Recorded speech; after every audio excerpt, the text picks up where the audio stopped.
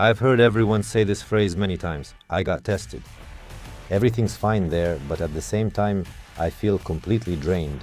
It's like, the lights have been turned off. You have a problem with your mitochondria and you just don't realize it. Mitochondria work like a gas pedal. You press it and the energy flows. You can take off. We've dropped so much in terms of testosterone levels, appearance and body fat percentage. We're degrading at an astonishing rate. Any extra straw on this camel's back causes it to collapse. And people kept going and... People kept dying. Maybe it shouldn't even be mentioned. Well, if the problem can't be solved, why bring it up? But I think it can be solved. Friends, good afternoon. Today my guest is my friend, my former patient, scientist Arkady Prokopov. He is a specialist in integrative medicine. He specializes in mitochondrial health. Simply put, he teaches people how to live properly for a long time, with quality and with high energy. This is our second meeting. And it happened because people liked our first conversation. They want more information. But I think that about 70 people who will be with us today, watching, they will see you and maybe me for the first time. I'm Alexander Dazaria, Doctor of Science, Professor, Head of Departments, Head of a Division, Professional Athlete, an oncologist, urologist, and andrologist. I also do professional sports, among other things. Today I want to talk about things that you can actually touch with your hands, use, and by applying them every day in your life, you can live at a higher energy level. You'll be able to achieve more. You'll feel better, wake up without brain fog, have better memory, better endurance, and better sex. That's it. Mitochondria are everything for us. And I think that's what will make today's episode interesting for you. Because a lot of knowledge that's available to everyone is actually often not accessible to people. Not the knowledge that's available to everyone, but the kind that hasn't even appeared on paper yet. The kind that's, in the work and experience of teachers, because sometimes there's not even an evidence base. Let me give you an example. We were talking about vitamin C. I'll tell you about vitamin C. For many centuries, a huge number of people died from scurvy. We've discussed it, and now I think if you explain how and why it happened, it would be helpful. Here's an interesting example of how knowledge was rejected and people kept dying. Yes, this is a very, very striking story. And in many ways it resonates with what's happening now. It resonates with what's going on in evidence-based medicine and around it. Vitamin C. The story began somewhere in the 17th century, probably in England, when James Lind, a ship's doctor, observing the deaths of sailors, the suffering of sailors, all these symptoms of acute scurvy. Teeth were falling out. And teeth were falling out, bleeding. In other words, this was one of the main causes of sailors' deaths during long voyages. He was the first to notice that among the sailors, the regular crew, but for some reason this was much less pronounced among the officers. It was more common, they survived more often. Why is that? Of course, he connected it to their diet. What was different about their diet? The sailors mainly ate salted meat and hardtack, while the officers, in addition to that, also had fruit on the table. Well, such luxury, of course, wasn't available to everyone on long voyages. But he also decided to add lemon to the sailors' diet. Yes, about 1 lemon per day for each sailor.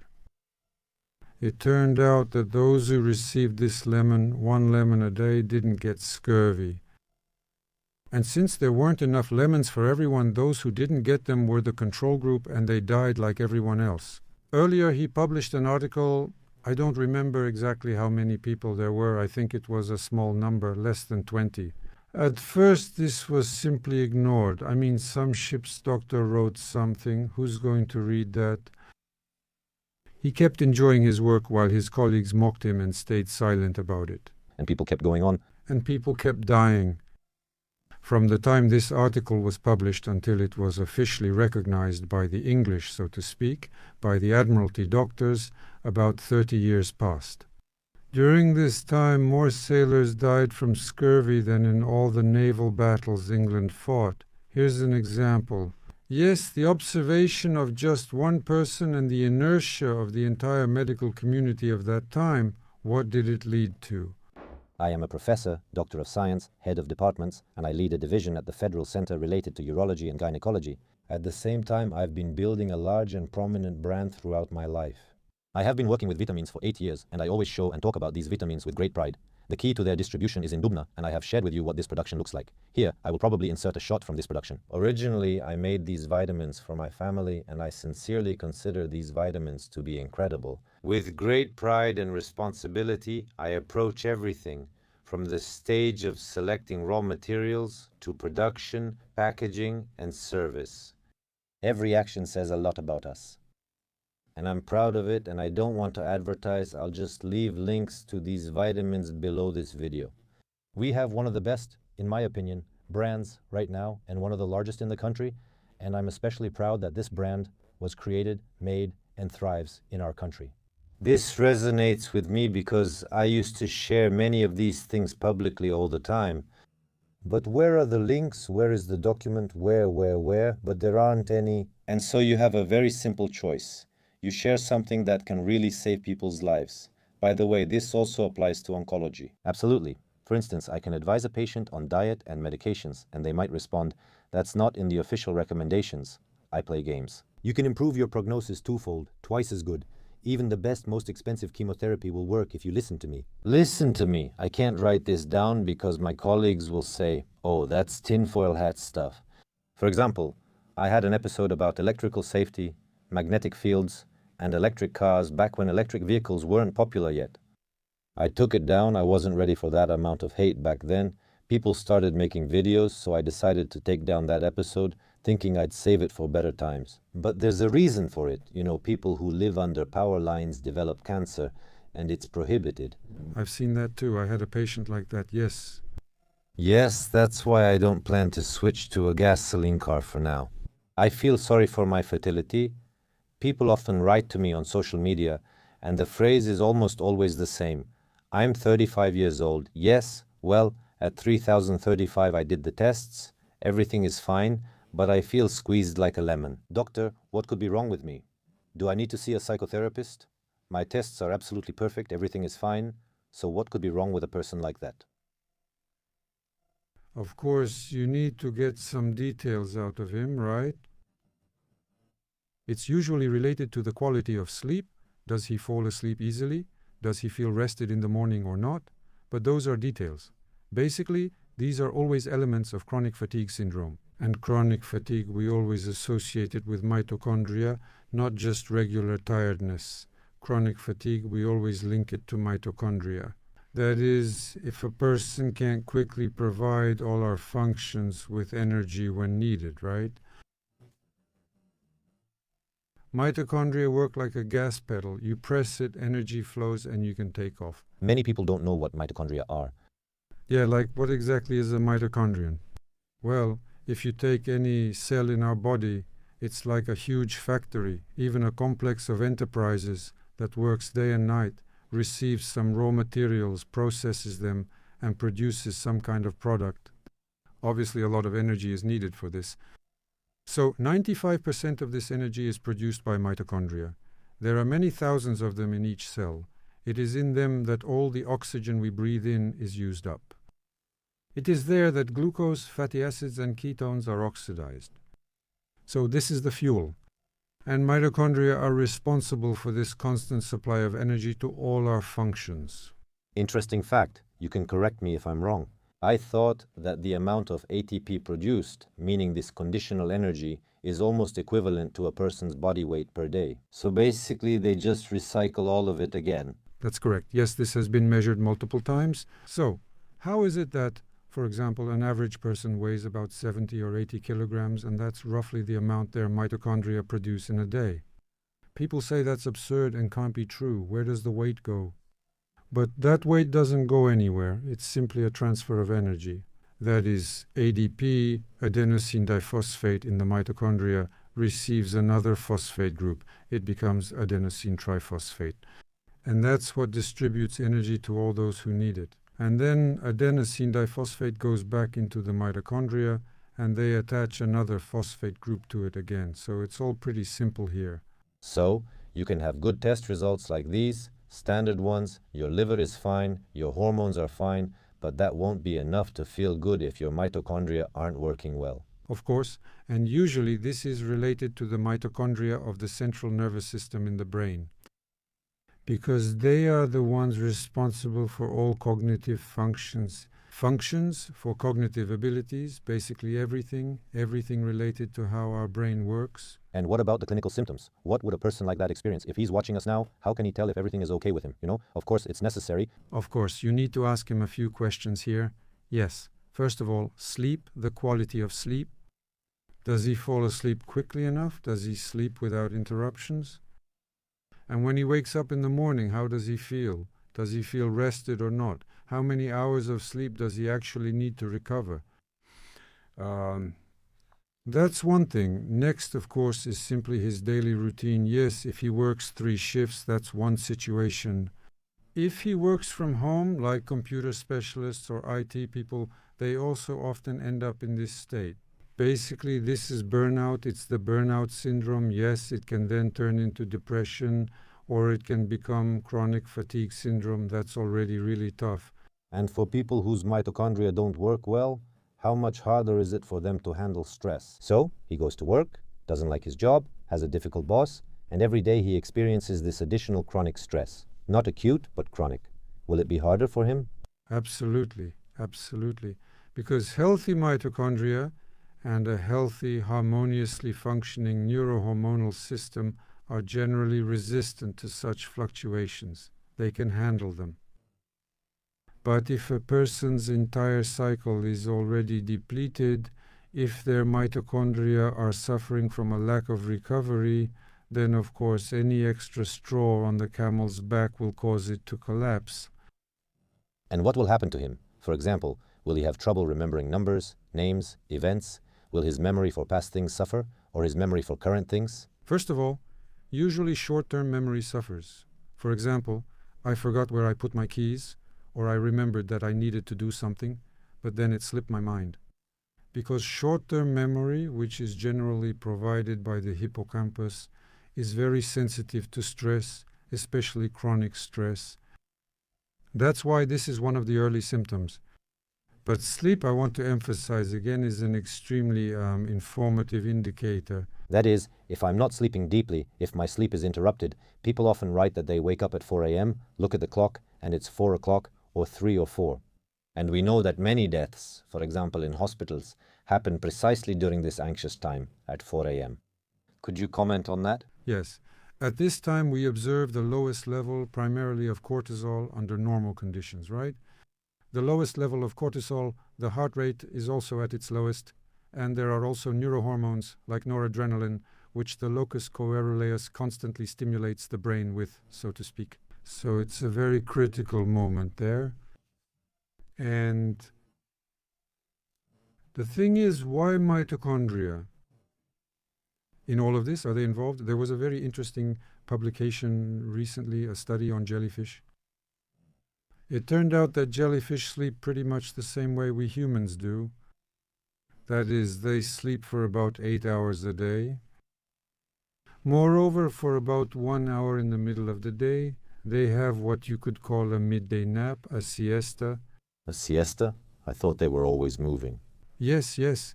I mean, it only became possible to see and visualize this with the help of computers and artificial intelligence, of course. So they took a large aquarium, put numbered jellyfish in it, and set up a computer to observe them. And it saw that each jellyfish spends about 8 hours in a relaxed state, barely moving. The rest of the time, it's actively swimming around, looking for food. And it also takes about an hour for a siesta. So it's a shock. Jellyfish don't have a brain. They have a couple hundred neurons arranged in a neural network. Well, and finally they figured out that, as it turns out, it's needed by the mitochondria. It's the mitochondria that dictate this mode of sleep and rest, that is, activity and rest. Because for the recovery of worn-out mitochondria, these periods of repair are needed. It's like a car engine. After intensive use, it needs maintenance. Look at the kind of maintenance they do for Formula One cars. After every race, they change the tires in seconds. After every competitive cycle, they take the car apart down to the last screw.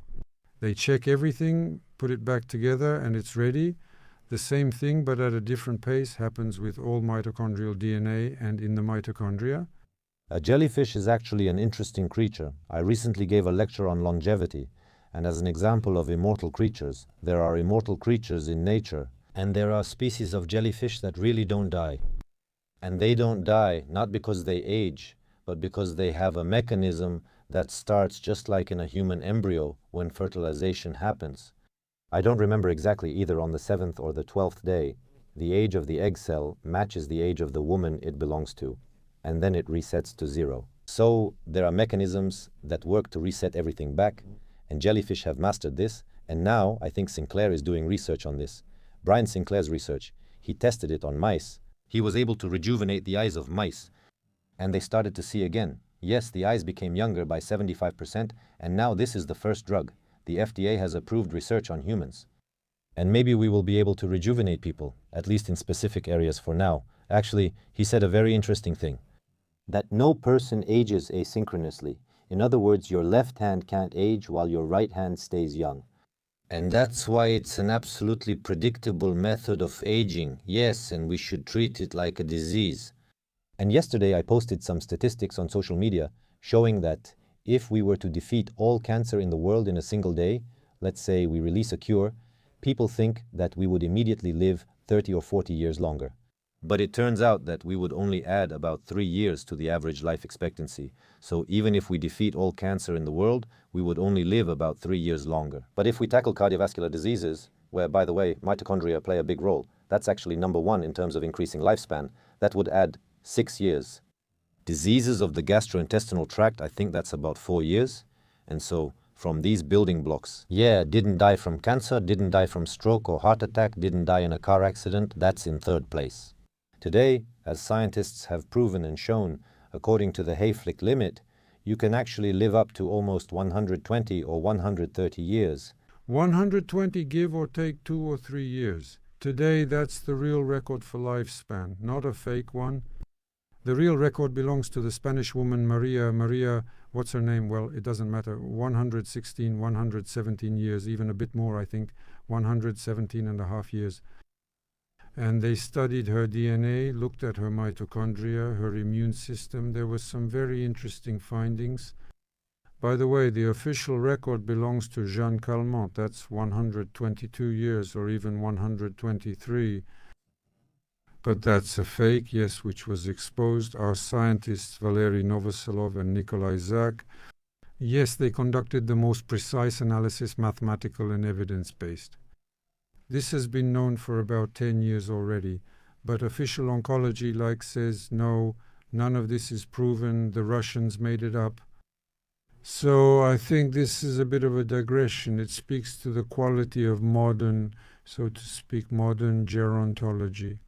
So scientists who, in principle, of course, kind of suspect that this is true, but officially don't acknowledge it and become complicit in this fraud.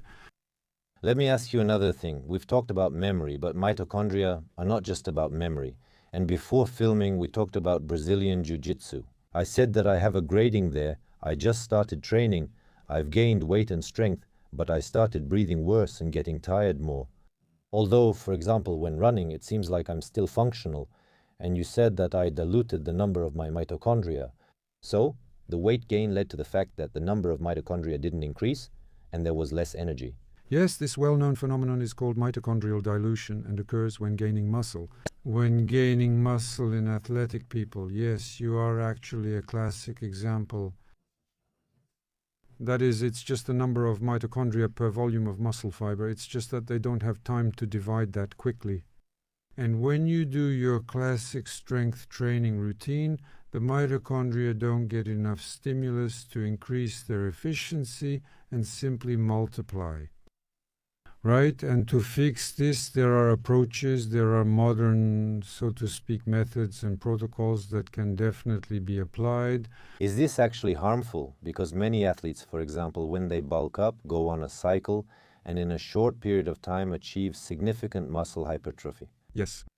if they do it, well, let's say like bodybuilders, just for, say, aesthetic purposes to win competitions. Yes, it's harmful, of course, because they use a lot of pharmaceuticals, then they go through intense dehydration. Yes, they remove water, so there are very serious disruptions of homeostasis. But if the goal is specifically to increase the efficiency of mitochondria, then the approach is different. And it's stressful, it's tough. But it's not, if you do it correctly, it's not dangerous. But it's not dangerous for your health, but it increases efficiency. Well, I'll give you the specific details later. All right. In private, so to speak. And what other abilities? So memory, physical endurance, what else? And another extremely important thing is weakened immunity. Thank you. I start getting sick often, right? Moreover, if acute stress hits the immune system really hard, it can even be physical stress. Even athletes after a marathon or after some exhausting competitions, or it could be psycho-emotional, like after some personal emotional events.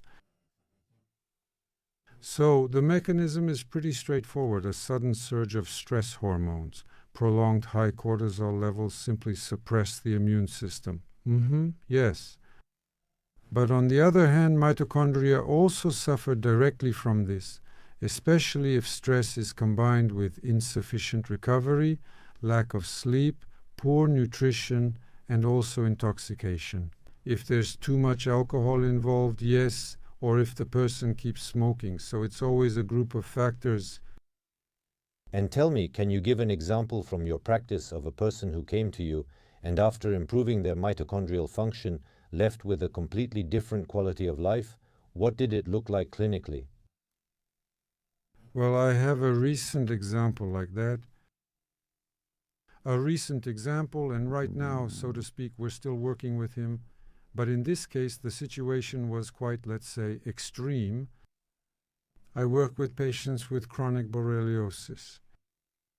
It's a very serious thing because the infection, it seems, is not very obvious, not flashy, and goes unnoticed. But it's Lyme disease. Lyme disease, yes, Lyme borreliosis. But it undermines the body, and clinically it looks like a gradual accumulation of various symptoms in different systems. And in particular, it eventually manifests as chronic fatigue. The patient came to me about 2 years ago after almost 10 years of being practically disabled. Before that, she was a bodybuilding champion. So she used to win prizes. She is an American patient in her state and also competed somewhere in New York, so she was a bodybuilding star. And suddenly, a mother of 3, 43 years old, seemingly in her prime, a picture of health. And then after some stressful situation, her condition gradually started to get worse. Her health started to deteriorate. Everything she used to do so well began to fall apart. Only after 4 years did she finally get a diagnosis, after having seen, of course, every possible doctor before that. And finally, they did an analysis and found she had active Lyme disease, not just Borrelia burgdorferi, but also Borrelia miyamotoi, and a whole host of infections that are usually triggered by a tick, right? That's it. A few more years of trying to get rid of it using all the official protocols as well. First, it's antibiotics in high doses, then all sorts of protocols from alternative doctors. But it stays in the cell, so you can't reach it, right? Yes, it hides. The one that circulates in the blood, specifically in the spiral form, is easy to kill. Both herbs and antibiotics can kill it. But it hides in the cell very quickly, taking the form of little balls or bubbles, and that's when it's hard to reach. The immune system sees these cells as foreign, triggering autoimmune reactions. Autoimmune reactions. And finally, there's another form when it actually turns into spores.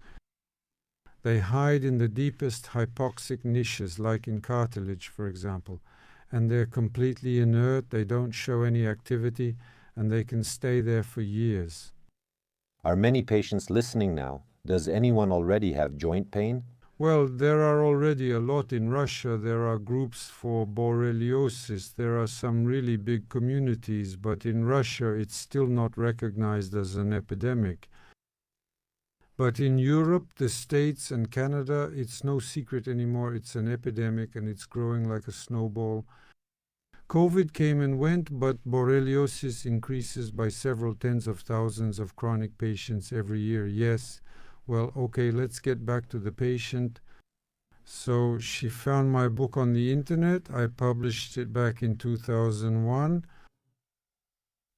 No, that's not true. I'm lying. It was in 2021, yes. So she contacted me because of this book, and I started teaching her remotely. She was in America. I was in Spain, right? The reason I took this on was because I saw her story and realized that on one hand, it's a very difficult case, but on the other hand, she has a lot of potential, meaning she has resources. So she got the device at my suggestion, and I started guiding her. So that took a whole 2 years. With big ups and downs, yes. Today, she has fully returned to her high-functioning state and is even doing more than she did before her illness. That is, she does bodybuilding, her health is fine, and so on and so on. So for me, well, it was one of the clearest signs that the method works. Now she will be the co-author of the second edition of my book, because she writes beautifully. Now the second edition will include a detailed description of her words. I have the device at home myself, and we actually use this method in clinics as well. But many people don't even understand why, for what purpose, or how to use it. And, well, unfortunately, yes, by the way, the reason I say unfortunately is because they miss out on the opportunity for a better life. Yes. And I have a simple question. Why do regular doctors at the clinic not see this? Or do they not want to? Or do they just not know? I want to defend our colleagues right away, of course. When you have 15 minutes for an appointment, and in those 15 minutes you need to see the patient, write everything down, and meet the patient's needs. Of course, sitting there and giving a lecture about what mitochondria are, why you need to eat right, sleep well, and so on, of course, that's impossible. But I think many people don't know. Of course, it's not the doctor's fault, it's their misfortune. This is ours. In general, on the one hand, this is, so to speak, a reason for national pride, because the method was invented, developed, refined, and generally created precisely in the Soviet Union by teams of truly brilliant specialists, doctors, scientists, and engineers. Yes, and there are at least 3 people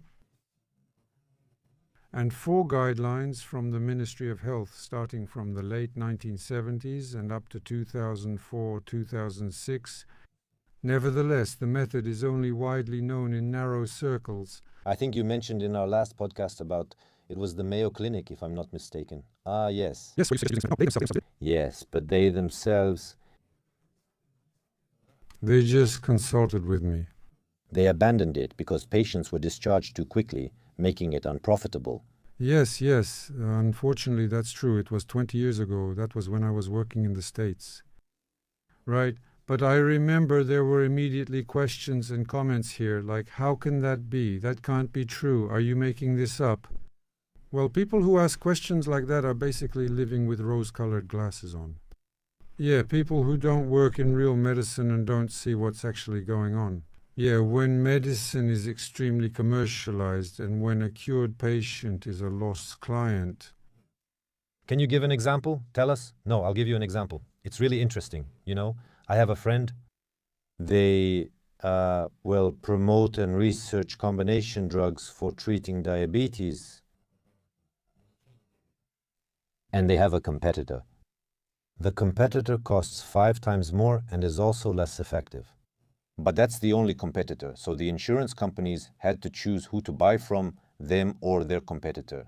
And in the end, they chose the one that's 5 times more expensive and less effective for the simple reason that they could make more money from it. 100%. That's the paradox. I saw it with my own eyes. I saw it in Europe when I was working there. Yes, there was an excellent medication for women in the perimenopausal period when hormone levels drop, Once a month, just one shot. There was a medication called Gennadian Depot. It worked perfectly, especially combined with my method. I saw excellent results. And it was inexpensive, around 12 to 15 euros.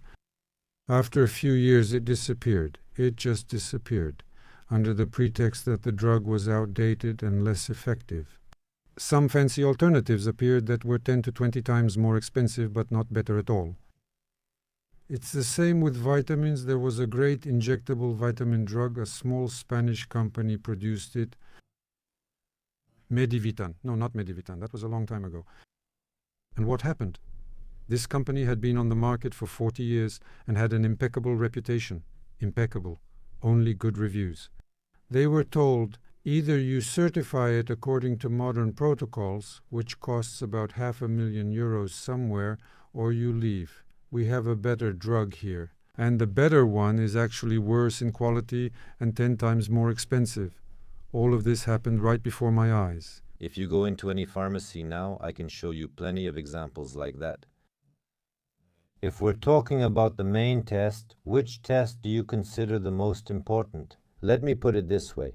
You'll never be able to take any other tests in your life, but you have to choose one test that will tell you the most about how healthy and functional a person is. A parameter, not even a test, a parameter. Yes, a parameter. Well, that's definitely a tricky question. I'm steering you toward the VO2 max. Yes, thank you, Alexander, for reminding me. Indeed, if you look at the range of biomarkers, age-related biomarkers, aging biomarkers that are currently in use, they are actually proposed and they really show the rate of aging, the epigenetic rate of aging, and so on. Among them, maximal oxygen uptake stands out separately, VO2 max in English. Many people have it in their watches and often see it when they wear them. Well, the thing is, it's a bit different there, of course, but still it works pretty well. What is it? It's the amount of oxygen in milliliters per kilogram of body weight that you consume per minute. That is, this is the maximum amount. This parameter shows the total maximum power of all your mitochondria, well, almost all of them. How is it usually tested? It's tested in the standard way. During a stress test, the speed and incline on the treadmill are usually gradually increased. And of course, your heart rate is monitored as well as how much oxygen you consume and how much CO2 you exhale. And based on all this, a mathematical calculation shows exactly what your VO2 max is and its value. But on bracelets, it's not as accurate, right? On bracelets, it's done using correlation. Just more or less. More or less, yes, but there are different calculation methods. More or less gives a pretty good approximation overall. The simplest method can even be done without a watch. So there is a formula that allows you to calculate VO2 max based on the distance you run in 12 minutes. So you go out to any stadium, it's measured right, you warm up and then run for 12 minutes at your maximum effort. That's it. That distance put into the formula will show you your VO2 max quite accurately.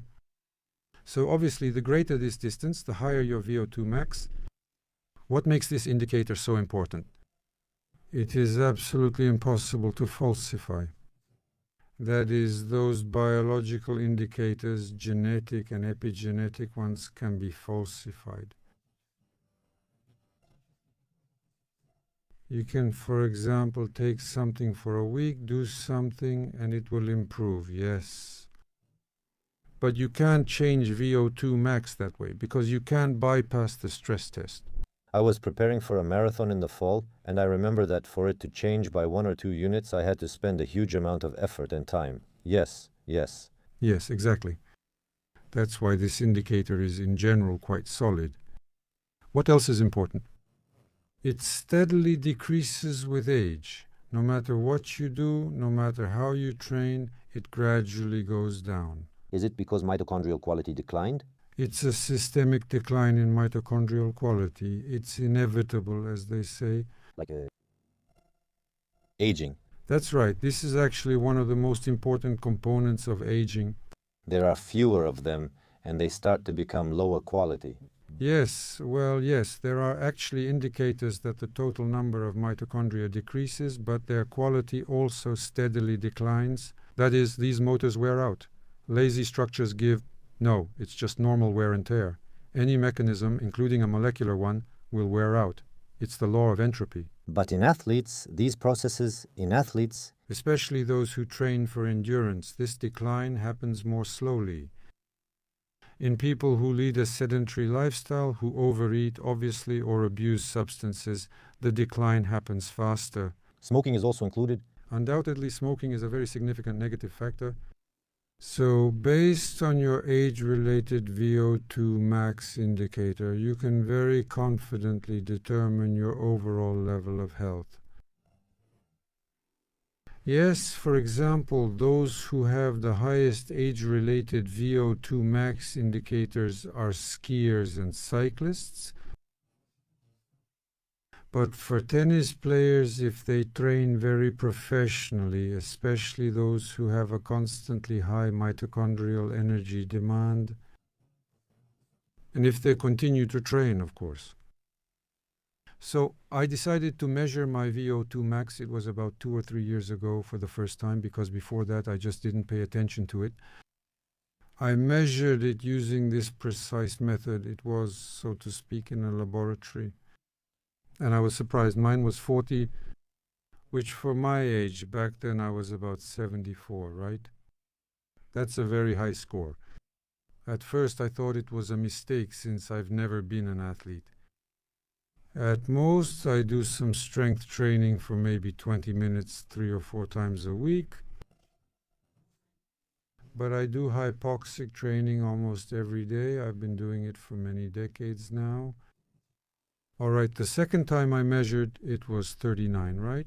And finally, the third time I measured, just recently, it was 39. So this isn't a mistake, right?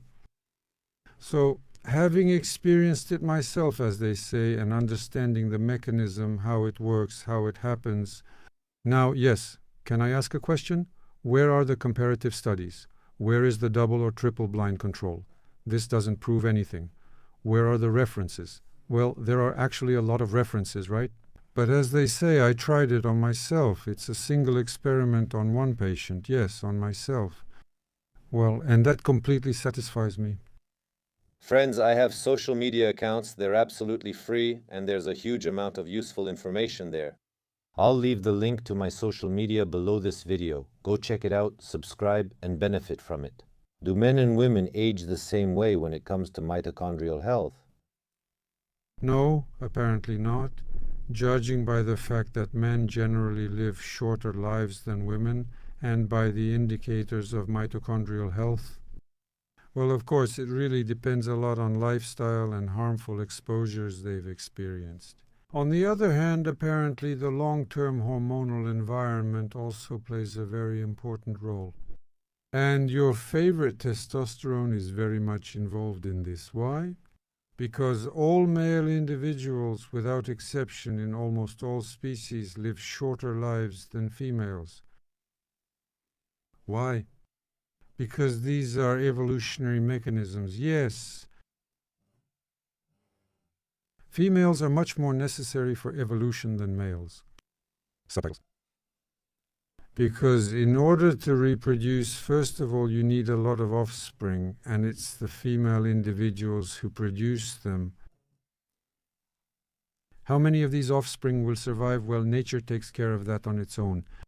But the higher the quality of the mitochondria in these offspring, the greater their chances of surviving and moving on to the next generation.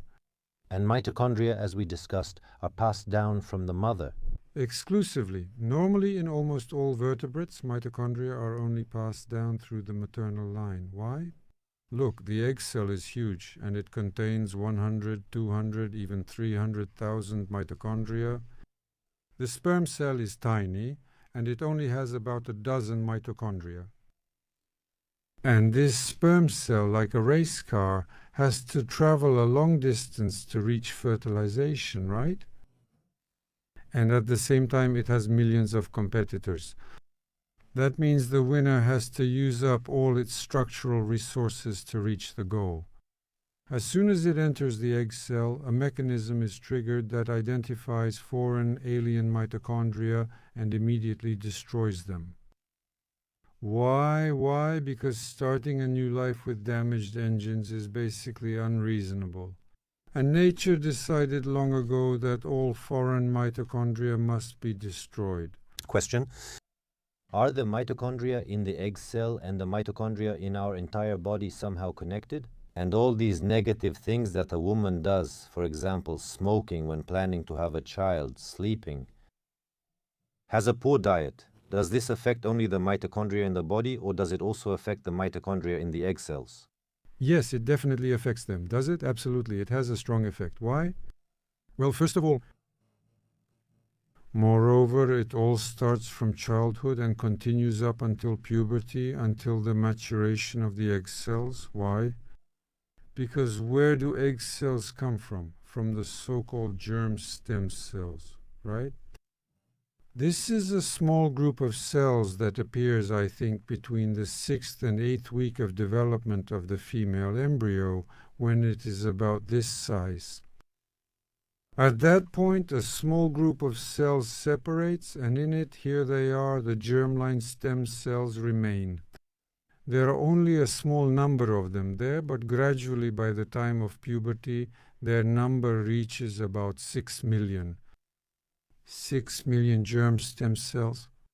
And during the entire generative period of a woman, about 400 mature and are released during ovulation. 6,400,000. So where do all the rest go? That's where quality selection happens, and it happens based on mitochondria. So normally during ovulation, the cells that are released, the eggs, are the ones with higher quality. That is, the quality of their mitochondria is higher. That's how it is normally.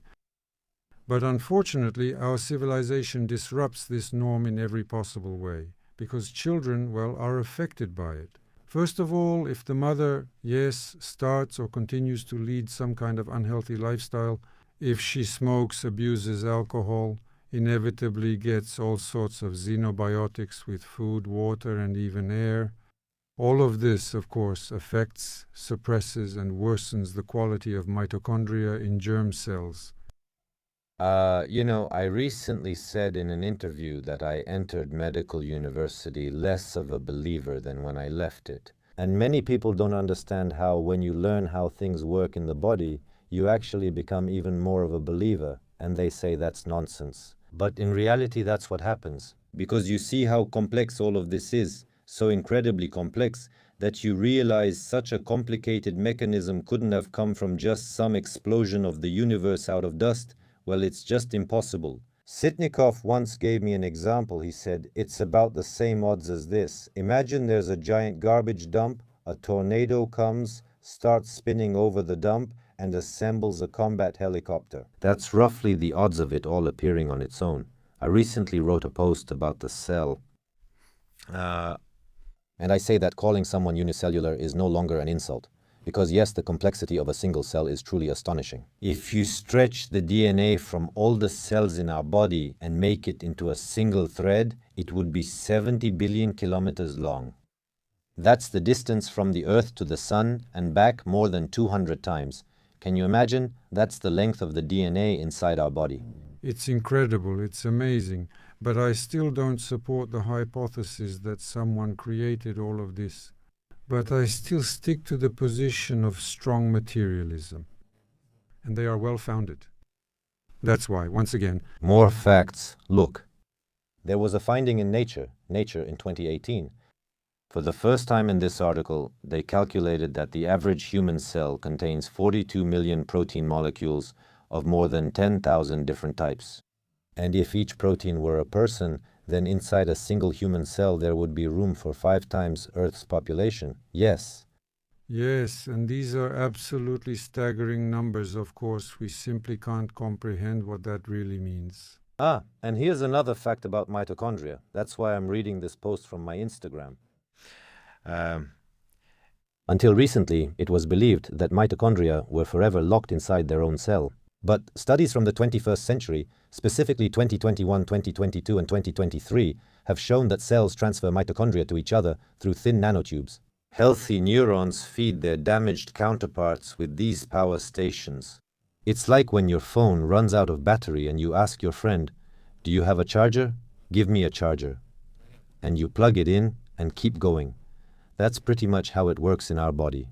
Some cells give a charge to others. In our bone marrow, stem cells are constantly at work. Yes, they produce erythrocytes, leukocytes, hematocytes, hematopoietic stem cells, the progenitor of all these lines. But there are also stromal mesenchymal cells there. They are actually the main repair unit. That is, when they leave the bone marrow, the bloodstream carries them and they attach themselves where repairs are needed.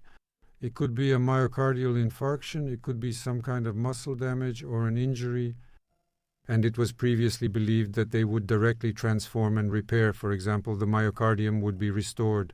Yes. But when they looked into the details, they saw that for the most part they are donors of mitochondria, healthy mitochondria, and this also happens in neurons. That's absolutely right. I have a question about pregnancy. We are currently implementing a protocol specifically for hypoxic training. Preparing for pregnancy at least a few months in advance so that women undergo device-assisted hypoxic training? Great. What do you think about this? I'm all for it. Does nobody do this? Well, nobody does it. I don't even know why. If you started this, then bravo, and I can give you a lot of advice here, because it's precisely the comprehensive protocol, which includes hypoxic training, that dramatically improves the quality of mitochondria and the quality of the eggs that will be released during ovulation. And by the way, the quality of sperm as well, so it's for men too. I have a video about this. I currently have several patients. I work with married couples. Yes, there's one couple from Switzerland. There are others as well who have come to this point. And now they're going through a protocol to prepare for a healthy pregnancy. It's absolutely logical. What's more, there's even an American patent. Yes, it's about 10 years old already. So regarding the improvement of egg quality for a healthy pregnancy, it includes everything that makes sense to do, except for hypoxic training. They are not ready for that yet. Well, they'll watch the podcast. They'll steal the idea. I have another question. The rate of pregnancy complications and birth defects, including fetal abnormalities, follows a curve. After 33, 35, it just goes up, and no one can really explain actually why. Where is the key mechanism? But it seems to me that the connection with mitochondria is quite clear, because at 35, that's exactly when this turning point happens. Yes? Exactly. We have 3 such critical phases when mitochondria decline. This is around 30 years old, then around 60, and then closer to 70 or 80. These are the 3 phases. It used to be thought that aging happens gradually, that it just slowly declines. It turned out there are these critical phases. And the decline of mitochondria, yes, meaning the interaction of mitochondrial genes, those inside the mitochondria itself, and those that have long been living in the nucleus. We'll ask them now. I use this phrase because I've heard it from many people. That until 30 or 35 years old, everything was kind of normal, good, and then, it's like someone turned off the lights. I hear this very often. I hear this from friends at gatherings and at my wrestling classes, where I go to train, that in just 2 or 3 years, there's a sharp decline. And everyone goes to get their testosterone checked, but testosterone doesn't drop sharply, and they don't understand why. Here's the answer why. You have a problem with your mitochondria, and you just don't understand this and miss it. Yes. I have another question. My question may be off topic, but I'm afraid I'll forget it later, so I wrote it down now. It's about cancer. Cancer cells really love glucose. And none of the doctors, absolutely none of the doctors, recommend nutrition protocols that help patients recover. And really, if patients watch or listen to this podcast, that's true. If you eat properly, and for example, this definitely works with adenocarcinoma, let's say the intestines, the prostate, the mammary gland, and you have a systemic process, meaning metastases, believe me, the effectiveness of conventional treatment, if you supplement this conventional treatment with proper nutrition, and the basis of this proper nutrition is working with mitochondria, the effect will be much better. And I started, this is the first time I'm saying this publicly, recommending my patients to go into ketosis. Yes, absolutely. To follow a keto diet. Absolutely. And ketosis, and there are already studies emerging that show you can improve the prognosis for metastatic patients several times if they are in ketosis because it deprives the cancer cell. And so we are basically taking away glucose, right? And cancer cells don't feed well on anything else. And also, as I read, cancer cells really love glutamine. Yes. Yes, glucose and glutamine, that's absolutely right. Yes, glucose and glutamine. You've likely heard of many drugs, but we won't name them. Gibson Mel also mentioned it in an interview recently. Antiparasitic drugs? They actually work. If you look at the mechanism of action, they prevent cells, including, well, parasites, for example. There, the blockage of glucose and glutamine nutrition occurs. Yes, that's the mechanism. Absolutely, very Simple. Yes, it's a major topic right now. It's advancing quickly. The leader is Professor Thomas Seyfried. He himself is not a practicing doctor, but he is a very high-level specialist in molecular biology and especially in this field. So this protocol is called press pulse therapy. That is when, let's say, the patient is not subjected to some kind of prolonged exposure. Previously, for example, there was a concept that you could fast for a very long time with cancer and that there would be effects. But now it's clear that you need to give periods of extreme stress, yes, and that's ketogenic nutrition, that's keto, that's a high level of ketones. But then you need to give a break so that all the participants in this process, except for the tumors, can recover. Because the immune system still works against cancer if you guide it properly, yes. So there is a whole school led by Professor Seyfried. By the way, I corresponded with him. He is a very, very remarkable person. I even made 2 presentations on this topic at oncology conferences, so this topic is also very, very important. I wanted to share my protocol now. First of all, sometimes it's useful for such patients to do intermittent fasting for a day. This is really keto. What does keto mean? You eliminate fast carbs and reduce slow carbs to 0. That means either there are no carbs at all, or it's about 30 to 50 grams of carbs, and you do this in an alternating format. You don't go into strict ketosis, but about once every 4 or 5 days you do a small load with slow carbs. Fast carbs are not consumed, and at the same time there are at least 3 more supplements. Well, let's say 3 supplements and 1 medication that I would recommend adding, but I can't say it out loud because I'll get strikes. Yes, plus you can even get blocked for mentioning pharmaceutical names, and you understand? Nobody wants that. But there are ways, really. And right now in our clinic, we're opening a big clinic in the center. We want to take them for free. I'll really make an announcement soon. Maybe if you have patients who were refused conventional treatment. They aren't given chemo, they aren't operated on, they aren't given radiation, and they're told, unfortunately, your patient is palliative, take them home or send them to hospice. We want to take such patients and examine them at our own expense in our clinic, give them the opportunity to receive this treatment protocol, and then monitor the effect. And if we manage to gather the necessary group of patients and demonstrate the effectiveness of this protocol, let's call it the Deseri protocol, okay? We can then make it public and prove it, since this is a tricky subject. We're getting into, can you imagine, an area where we can double life expectancy without expensive medications. Because right now, medications that cost several $100,000 a month only increase life expectancy for some patients by just a couple of months. And that's a lot of money. That's why we'd like to provide simple tools that will actually work better. So our interview with you, I think, will live on for a long time, and maybe we'll be able to prove something. I've been in this field for a long time, and I have experience working with such patients, successful experience, but not exactly in terms of a complete cure. For example, a person was expected to die in a few months according to the prognosis, but they lived for 10 or 20 years. That's the effect. Here's the question. About the belly. For men, it often grows, keeps growing. The watermelon grows, but the tip dries out, as they say. And I also notice this very often in men without a decrease in testosterone levels.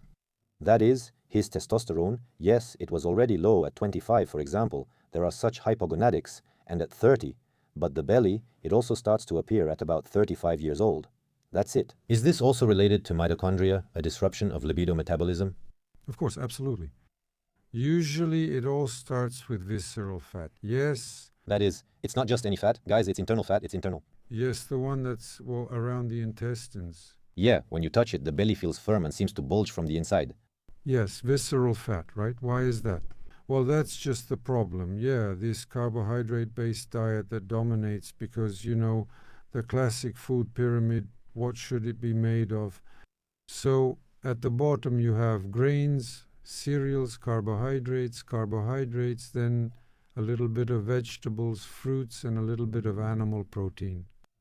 Yeah, the comments come in right away. They scold me when I don't argue. There's actually a recent update to the food pyramid about what Arkady is talking about. Carbohydrates form the base of your diet, meaning you should eat plenty of them.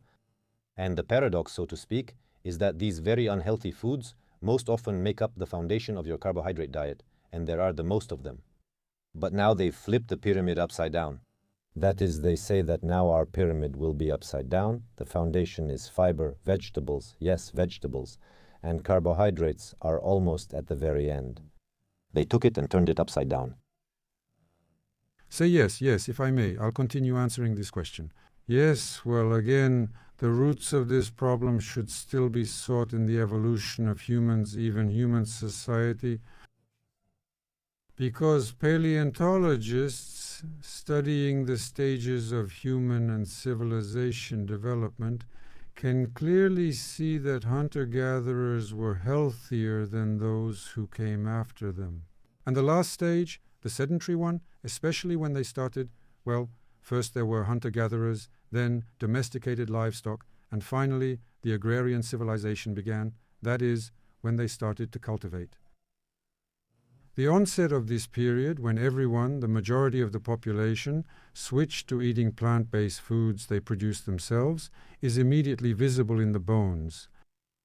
Human height decreased, bones became fragile, osteoporosis appeared, teeth got worse, brain volume decreased, yes. So people degraded because of this abrupt transition. By the way, the penis also decreased in size. Well, obviously, yes. That's it. During puberty, testosterone levels also decreased. Testosterone, of course. So this is obviously a huge advantage for civilization when people started to settle down, so to speak. Settlements appeared, cities, trade, industry, specialization, crafts. This was a breakthrough for civilization. But for an individual's health, it's a step backward.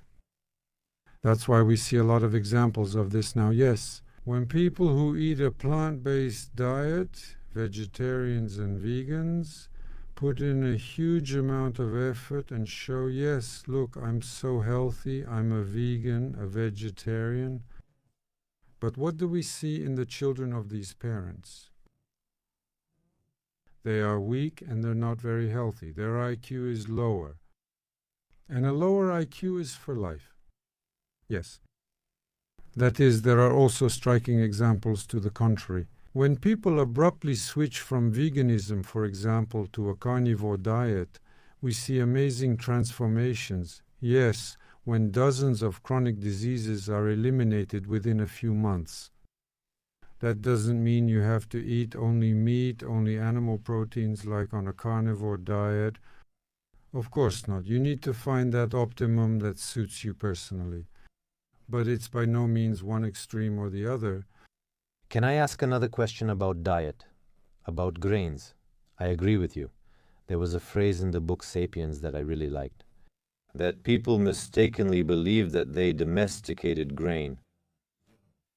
But in reality, what used to occupy just a couple of % of land area, now we actually exist and live around it. We've cultivated it everywhere. We think about how to fertilize and water it. We protect it from pests. The real question is, who owns whom? Exactly. And in fact, it turns out that wheat is our master. You know what question I have?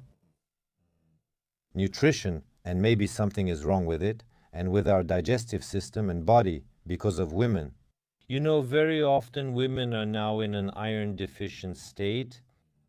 The skin gets dry, the thyroid suffers, libido goes away, hormones, yes, estradiol, because without iron, it also starts to drop. Aromatase is an iron-dependent enzyme. And a huge number of problems that cosmetologists solve that I don't know, specialists in preventive medicine also solve, but only symptomatically. And very often, conventional medicine doesn't see iron deficiency because it only looks at the iron level. And if hemoglobin is also normal, then nothing is done at all. But there are hidden forms of hypoxia. Ferritin is low, TIBC and UIBC are high, the transferrin saturation coefficient is not affected. And you know what question I have? Why, first of all, does almost every second or third young woman have some issues and problems with iron? That's one. And second, I've noticed that now specialists are divided into three groups. The first group doesn't see iron deficiency at all and believes that as long as your hemoglobin hasn't dropped, everything is fine. The second group sees it and really knows how to diagnose it, but they just focus on increasing iron, and not all patients want to dig deeper. And there's a third group of doctors who sometimes do see the cause. They dig into the gastrointestinal tract, try to find some kind of systemic inflammation, allergic reactions, hidden food allergies. But why is this so common? It's literally every second or third patient. Yes? Yes. Well, I can hardly offer any deep insight, but I do have some thoughts in that direction. First of all, yes, this is, well, again, in the first place, I think it's the dominance of this high carbohydrate diet. Because tasty things, sweet things, pastries, even women who aren't overweight sometimes overindulge. Some people are just lucky. They have a high metabolism. And even with elevated glucose in general, it doesn't lead to such a rapid increase in fat mass. But the lack of such important components as regular, serious physical activity, plus the absence of iron-containing components, which means animal-based foods, you won't find such bioavailable iron in any plant as you do in red meat, and especially in liver. Really? Here. And probably emotional and psychological stress, of course, also plays its role in this. Well, probably also hygiene too, and environmental toxins, which are becoming more common every year. Why can I say this? Because I see it when I have such patients. I simply recommend them a certain diet. Eat liver at least twice a week, right? You can also make it tasty, like frying it with onions, and there are plenty of other options too. That's it, and make sure to have moderate exercise, even if it's just 10 minutes a day, but do it regularly, every day.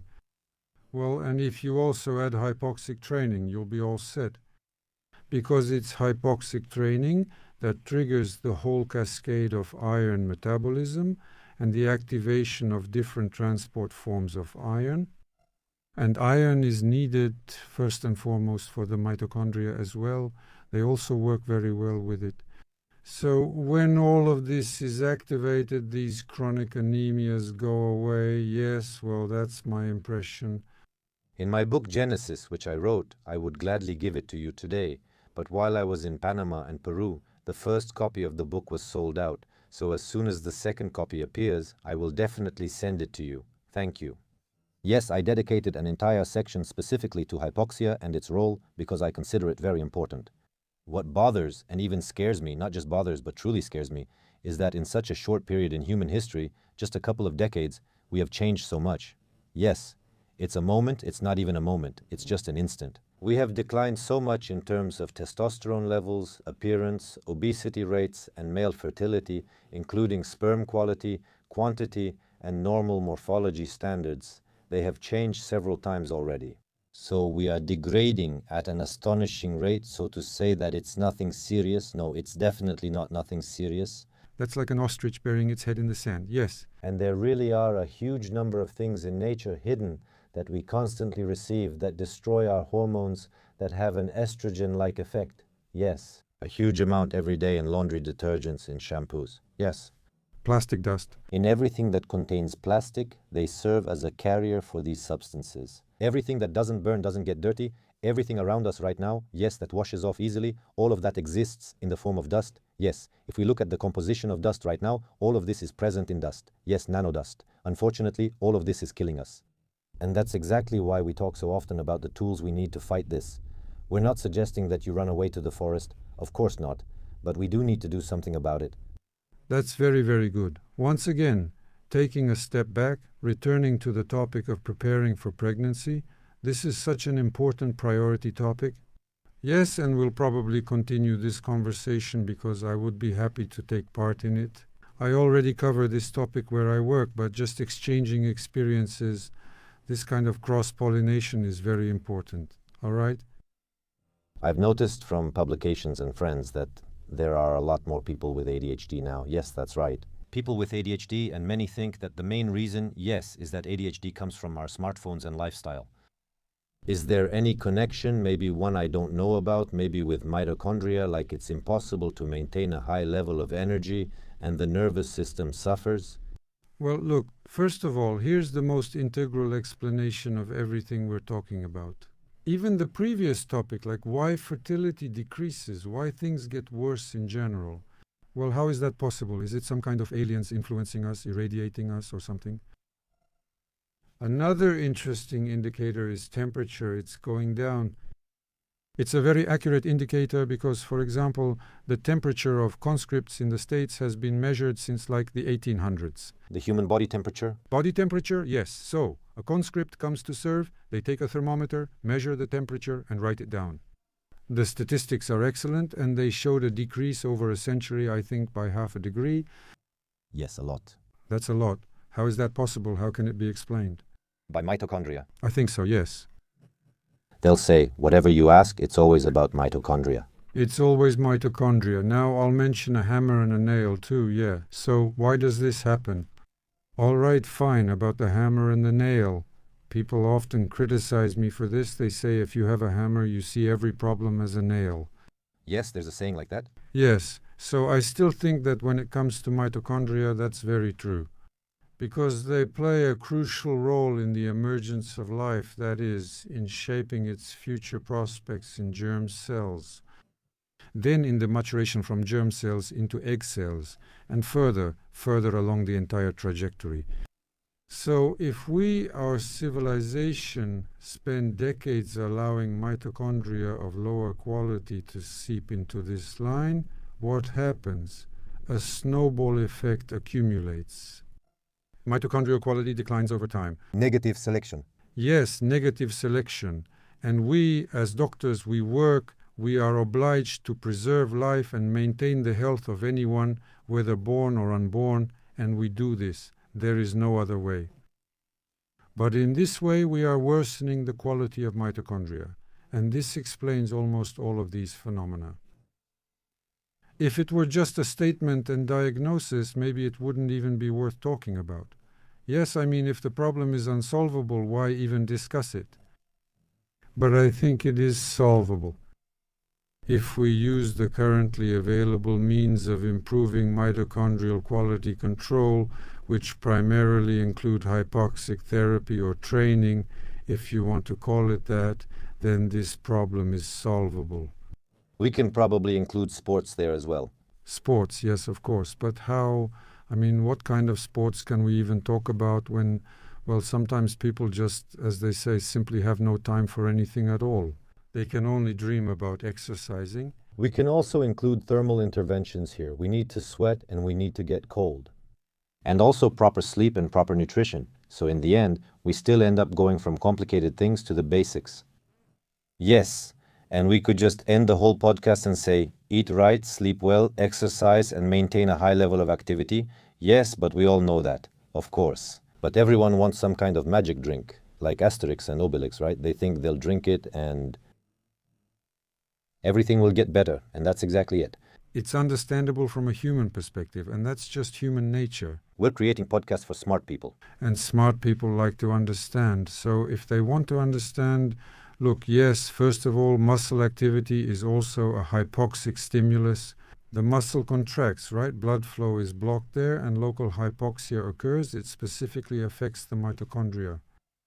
But if instead of contracting our muscles, we lie in a relaxed state and get this hypoxia by inhaling hypoxic air, it makes no difference to the mitochondria.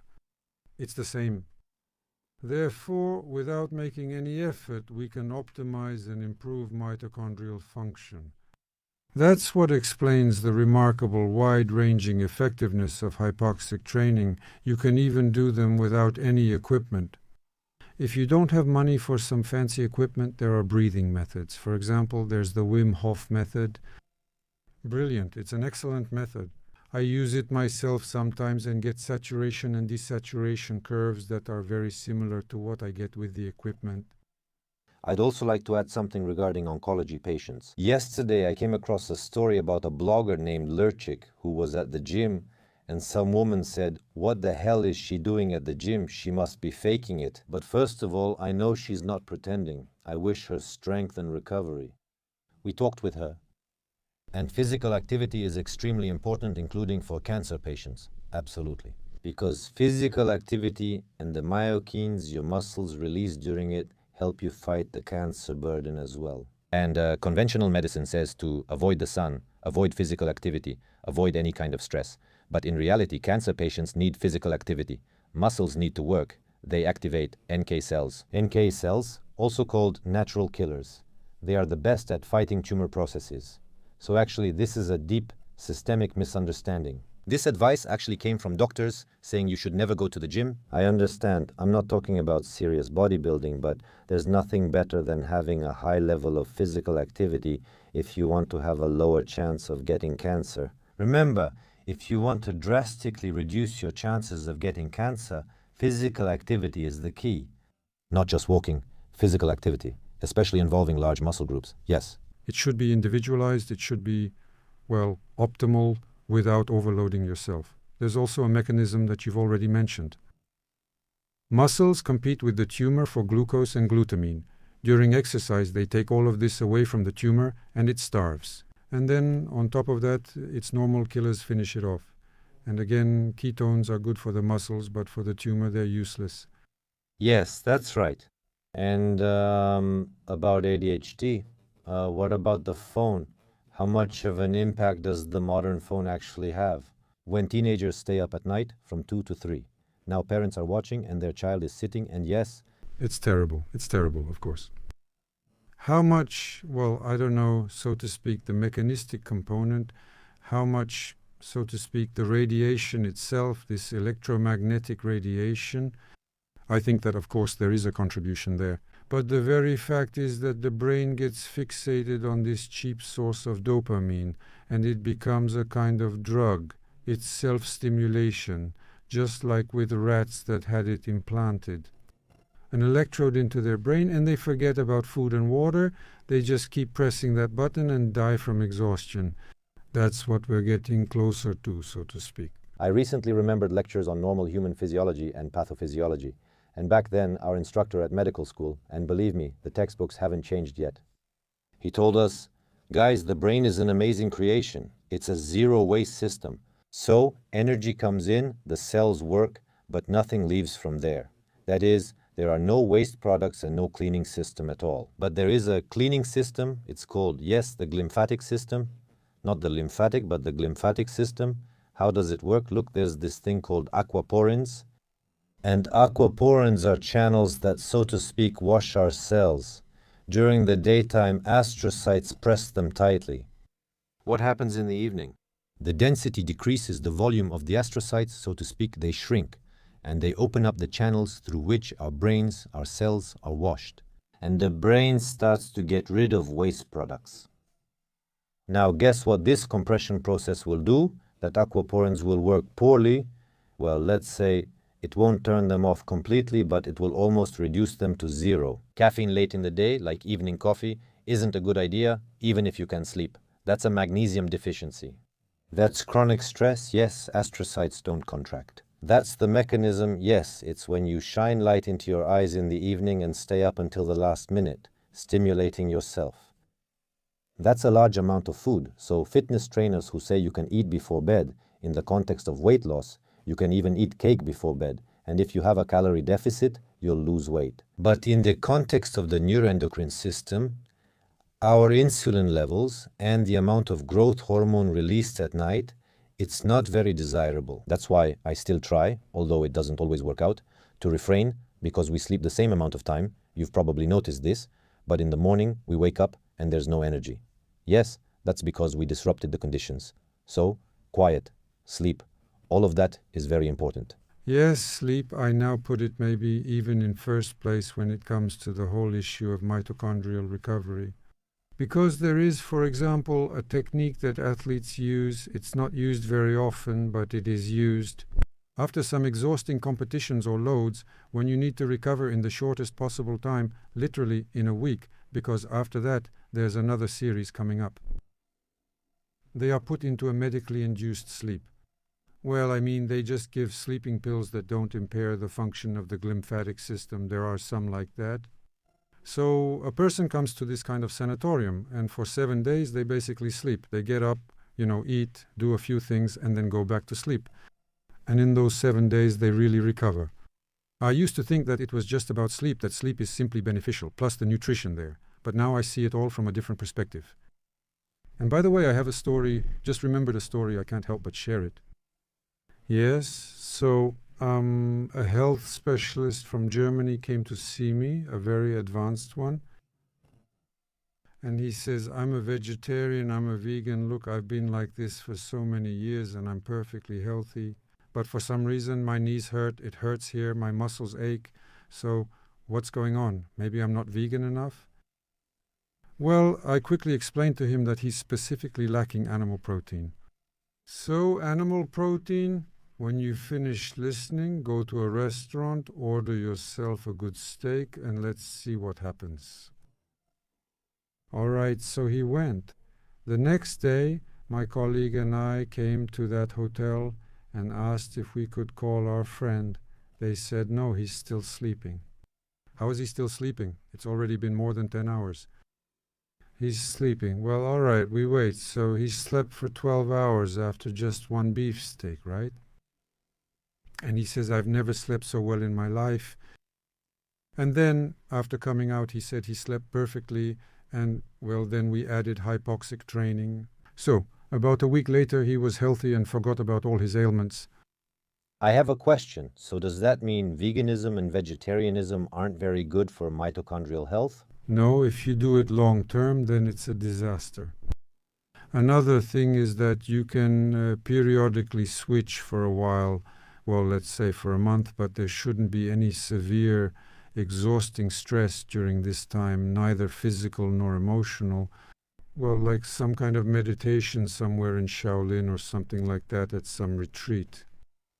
That's when veganism will be very beneficial.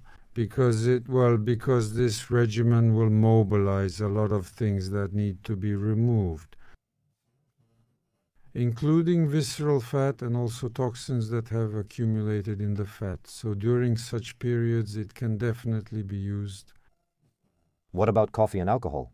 Well, we know there's no safe dose of alcohol. The WHO has officially recognized alcohol as a carcinogen. And from this point of view, it's more or less the same for mitochondria. Well, regarding coffee, it's hard to say.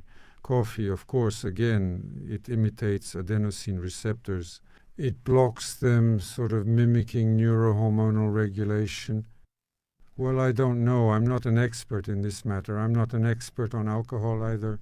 But there are some things about the effects of alcohol on the body that need to be said. First of all, our bodies constantly produce endogenous alcohol. That is, a certain amount of alcohol constantly enters the bloodstream due to biochemical reactions in the small intestine. It can even be measured with breathalyzers. Secondly, detoxification, that is, it is needed for something. The body produces it itself for some reason. There's even a movie called Another Round, where scientists and teachers decided to test the theory that since everyone produces some amount of alcohol, maybe we're all deficient, so they started drinking little by little at work. But in the end, the movie didn't end very well, because they ended up becoming alcoholics. Well, I see. Of course, the problem with alcohol is that it's a very dangerous drug. It has a very narrow therapeutic range. So, excess doesn't come without consequences, but mitochondria are actually the key player in the story of alcohol metabolism. They produce and generate alcohol dehydrogenase, right? Dehydrogenase. Which is the first link in the metabolism of alcohol. And after that, alcohol turns into an extremely toxic molecule called acetaldehyde. Acetaldehyde is a genotoxic poison. That means it primarily harms the mitochondria themselves. If it stays for a long time, of course, it also gets into the nucleus, and it damages the DNA, causing genome destabilization there as well. So everything looks extremely bad. But here the hormesis mechanism comes into play. Here it is. Subtitles by Hormitis. Yes, yes. So what is it? It means that a certain amount of poison, a small measured dose, paradoxically leads to beneficial effects. When it comes to mitochondria, everything is clear here. First of all, it's the already damaged, dysfunctional mitochondria that suffer. So, let's say we have a field where healthy mitochondria are growing, and there are also weakened ones. We sprinkle some kind of poison on this field. The weakened ones are the first to suffer from it, and the healthy ones survive. And so I think that in the so-called, beneficial effects of alcohol, in quotes, this mechanism is to blame. There was a king named Mithridates, if I remember correctly.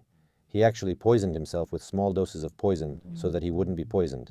Yes. Yes, this phenomenon has been known since ancient times. Dementia? Is it possible to prevent it? And what can an ordinary person do? Because now there are a huge number of neurodegenerative diseases, for example. And if you examine the brain of a person who died, for example, from this disease, there will be a huge number of plaques which can already be seen on MRI and CT scans. And they mainly consist of amyloid plaques, and tau protein. Yes. Tau protein is a kind of tangled fibers? Yes, and so when you interfere with your glymphatic system's function, that's what I meant by waste products. Exactly. The amount of these tau proteins and amyloid increases because they start to be washed out poorly. Yes, our brain's drainage system is actually designed quite inefficiently. It doesn't work well, that's true. Why did you come here in terms of dementia prevention? What would you advise each person to do in order to preserve their mind as much as possible? Because just living a long time in a cactus-like state isn't interesting to anyone. Of course, that's a punishment. Well, look, first of all about amyloid. So for a long time it was believed that amyloid was just some kind of waste substance that needed to be removed, that's all. It turned out that amyloid is a kind of universal system, you could say, a sort of brain antibiotic. It turns out that it binds to and neutralizes viruses and bacteria that get in there. We used to think that nothing could penetrate the brain, but that's not the case. Everyone has the herpes virus and other viruses living quite well in their brain. Now, they've also discovered bacteria that in general don't cause any symptoms, but they're there. So that's exactly what amyloid does. It binds them, envelops them, and if the glymphatic system works well, it should remove them, right? It removes them. If the glymphatic system doesn't work well, the amyloid starts to polymerize. I compare this to a runny nose. When it runs, viruses or bacteria are removed. But if not, it dries up, crusts form, and it's harder to remove them. The same thing happens in the brain. So if you don't blow your nose and everything doesn't come out properly, then problems can arise later. Yes. The same thing happens in the brain. Of course, crusts don't form there, but those very plaques do, amyloid plaques. So first of all, also as we age, of course, the secretion of this very fluid, cerebrospinal fluid in the brain is produced by the choroid plexuses. It decreases with age, dramatically, yes, so this needs to be addressed. Yes, so this means a healthy metabolism, physical activity, yes, and of course you need to drink water, not just coffee and Coca-Cola. And finally, our beloved mitochondria. If the mitochondria in the brain are constantly suffering from deficiencies, from nutritional deficiencies, and from a lack of oxygen, then the whole system starts to fail. Yes, because the glymphatic system, there are actually very active moments there. For example, glymphatic drainage increases sharply with deep breathing. They did this with MRI, and you can actually see the brain pulsing. A deep breath creates a suction effect, and the glymphatic system drains better, works more efficiently. By the way, An interesting fact, I once asked what the best sleeping position is. On the left side? Yeah, actually the most harmful sleeping position is face down and the second most harmful is on your back. The next worst is the right side and the best sleeping position is on the left side. Why? Because when you sleep on your left side, your glymphatic system works best. So, take note of this. And use it to your advantage. And it's very important that we get this glymphatic pumping during physical exercise as well. And during breathing exercises, whether it's deep diaphragmatic breathing or even better, the Wim Hof method. There you get a really powerful amplitude because not only hypoxia occurs but also hypocapnia, yes. So this gives a very powerful effect, narrowing and widening of the blood vessels and an increase in the glymphatic space. And our favorite hypoxic training does the same thing. That's why in just half an hour of hypoxic training, you get an effect that's generally similar to 2 or 3 hours of sleep.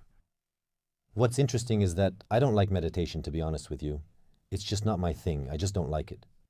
But there are genes that are specifically activated, including during certain breathing exercises, breathing like the Buteyko method, if I remember correctly, and also during meditation. So these are absolutely measurable mechanisms that are connected to the activation of our sympathetic and parasympathetic systems.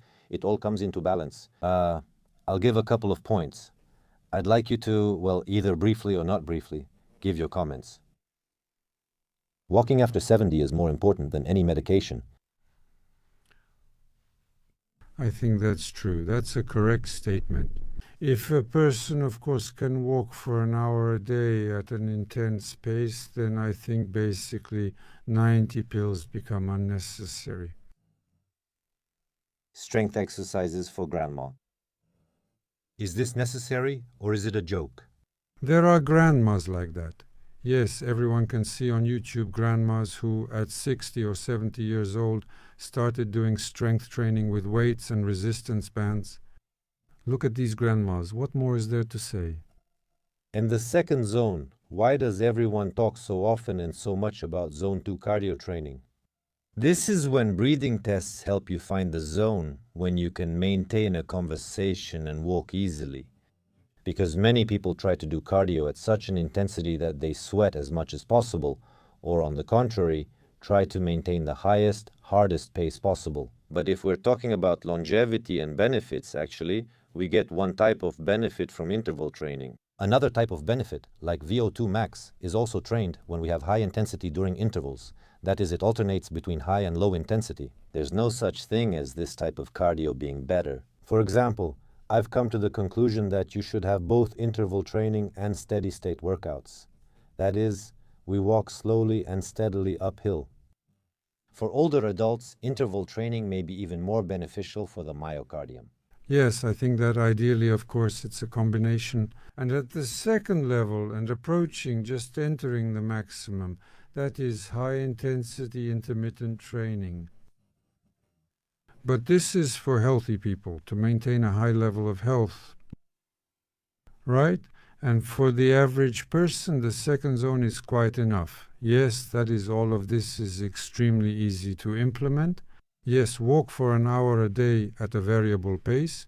Yes, for example, walk for 4 minutes at a fast pace, then 3 minutes at a relaxed pace. 4 minutes at a good pace, then at a relaxed pace. That would be ideal, especially if you can also walk uphill. And what do you think about, NAD Plus is very popular right now, NAD Plus? I think it's, so to speak, just another hype. Because, well, NAD Plus, it's clear that it's a very important component in biochemistry and energy, including for mitochondria. It's extremely important. But we've already seen many times, yes, when some new drug appears, there are amazing effects. And what is this usually connected with? Well, come to our internal infusions, IV infusions. Yes, IVs, they treat everything there. But this specific NAD Plus from that particular company, it's the best one. But if we say that niacin B3, which is very cheap, ends up giving the same effect as NAD Plus, somehow this information isn't really accepted and it gets swept under the rug. NAD is essentially the active form, right? Yes. It's the active form of niacin B3. Well, niacin costs next to nothing, right? Of course. That's why marketing and hype are just coming out of every corner here. There's a well-known Finnish study that showed that no sport or medication reduces the risk of cardiovascular diseases as much as regular sauna or steam bath. And in their study, I think it was almost 5 times a week. Semi-final, yes? They went to the sauna a lot and really showed that for a healthy person, this tool helps to stay healthy, which is very important. For someone ill, it's often not allowed due to many contraindications. Back to contraindications. A lot, yes. These are thrombophlebitis, blood diseases. So what's the point of my question? How do you feel about saunas? I really appreciate saunas. I love them. And whenever I have the chance, I regularly use the sauna too. Why does it work? I also spent a long time thinking about why it works so universally well. And it turns out, of course, it's the mitochondria. Why? That's thermal hormesis. Look, our mitochondria, as is already well known, operate at a temperature that's about 15 degrees higher than the body's core temperature. So if our internal temperature is 37, add 15 and you get almost 50. First, people are skeptical. Who measured it? How is it possible? But it is possible. A pigment is used that changes its glow depending on the temperature. Yes, it's clearly visible. You can measure it. And so, if it's added, the mitochondria absorb this pigment, and we see that the temperature of the mitochondria is much higher than the overall temperature of the cell. That is, they generate heat at around 50 degrees. It spreads out, and overall it comes out to 37. So, what happens if we raise the surrounding temperature? It's harder for this heat to escape. It's harder for the mitochondria to get rid of it. And which mitochondria die first in this case? The weak ones, the weakened ones. And that's hormesis, right? That is the healthy, strong ones. His mitochondria survive it. And the weakened ones gradually disappear. These are all small, so to speak, steps, but if it's 5 days a week and for a lifetime, then we see a systemic effect. HSP proteins are heat shock proteins. These are proteins of the heat shock response. They are the ones that clear out these protein blockages. And for me, for example, there were 2 new discoveries about the sauna and the steam bath. There was a lot of talk, and I filmed, and I even plan to shoot a documentary. The key point is the temperature of your skin, the level to which you heat yourself up. And the problem is that if the temperature isn't high enough, why do they say that the sessions should be maybe shorter, but as intense as possible with a high temperature?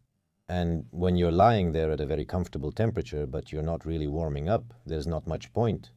It turns out that for these HSP proteins to be released properly, you need a temperature of about 40 degrees Celsius. That is, it doesn't mean you have to stay at that temperature all the time.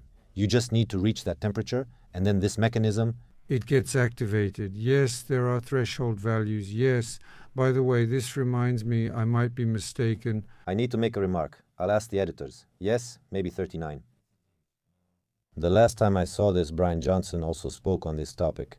He actually monitors it, and by the way, he goes to the sauna with, I don't know, a little bag of ice. Guess where he puts it? On his genitals, of course. Yes, he puts it on his genitals and walks around like that. Yes. And I also saw an interview with Sinclair. He's also the author of the book Lifespan. He's actually the person who created the first anti-aging drug, and basically his whole lab is focused on developing anti-aging medications. He says that everyone is so obsessed with saunas and steam baths, but actually he doesn't go to them, he just takes a hot shower. A hot shower. We often assume showers only benefit us when they're cold, and usually talk about contrast showers as a way to get a break from the cold. But actually, sometimes you need to take a hot shower, really hot, so hot that it's hard to stand under it.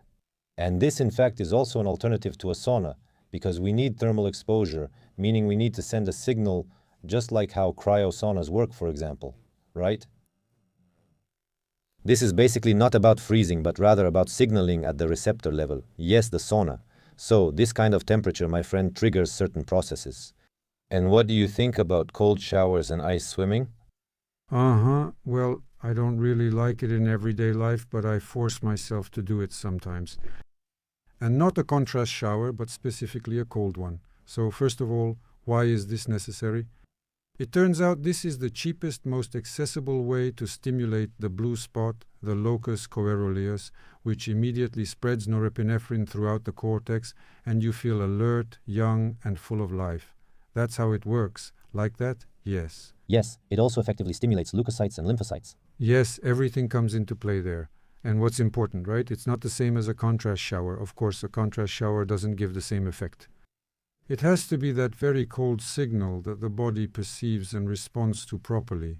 And it doesn't have to be ice-cold water. 10 degrees is enough. 12 degrees is already enough. So, with this theoretical background, so to speak, I finally tried winter swimming for the first time at the age of 75. Under the ice? Yes, under the ice. Really, I even dove under a bit. I have a video on my channel. That's right. I hesitated for a long time, yes, but there was a good Wim Hof instructor there and we made it happen. So I think it's actually very simple and very valuable. And what's your attitude towards stress in life? My attitude, for example, is that a man needs stress. He definitely needs acute stress, but chronic stress.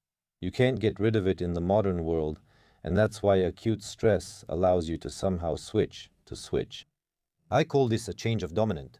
For example, wrestling in the evening is stressful too, but it's a different kind of stress.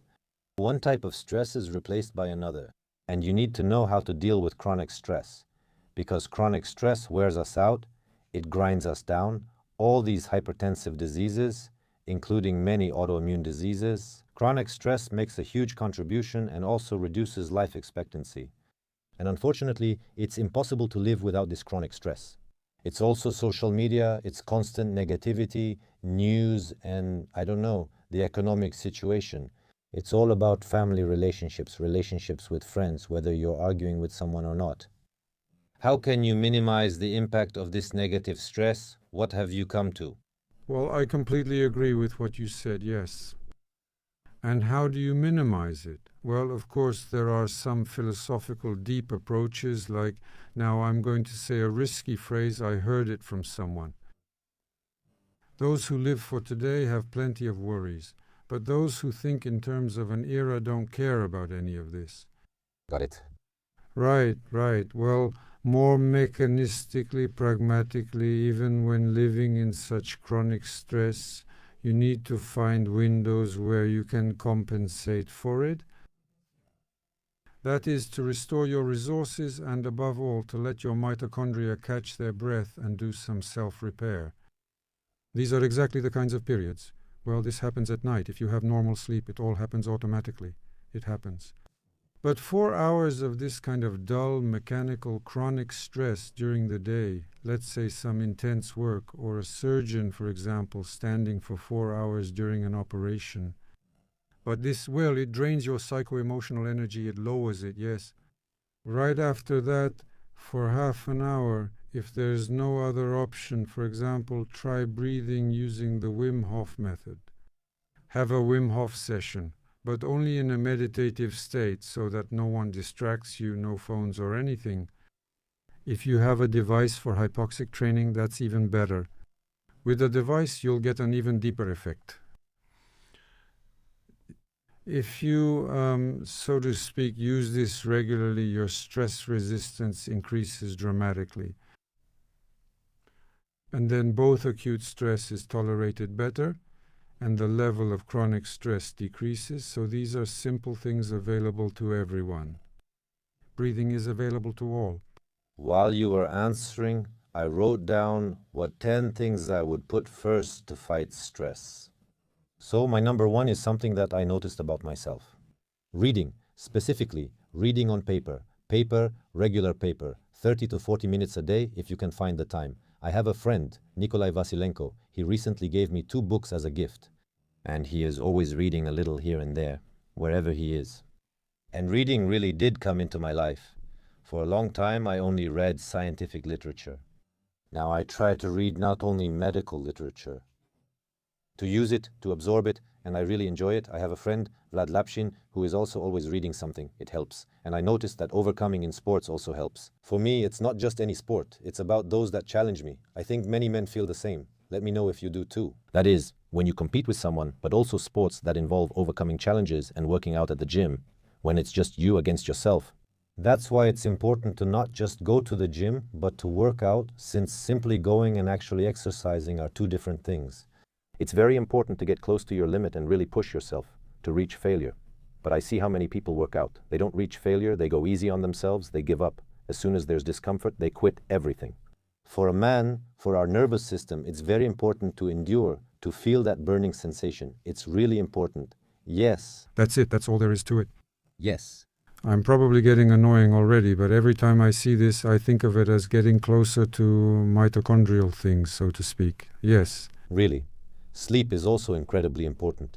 In fact, look, I read a scientific paper that said only 0.5% of the world's population has a genetic trait that allows them to actually sleep 3 or 4 hours and not be harmed. Yes, but a huge number of people can sleep 3 or 4 hours and feel fine, but it is actually harmful.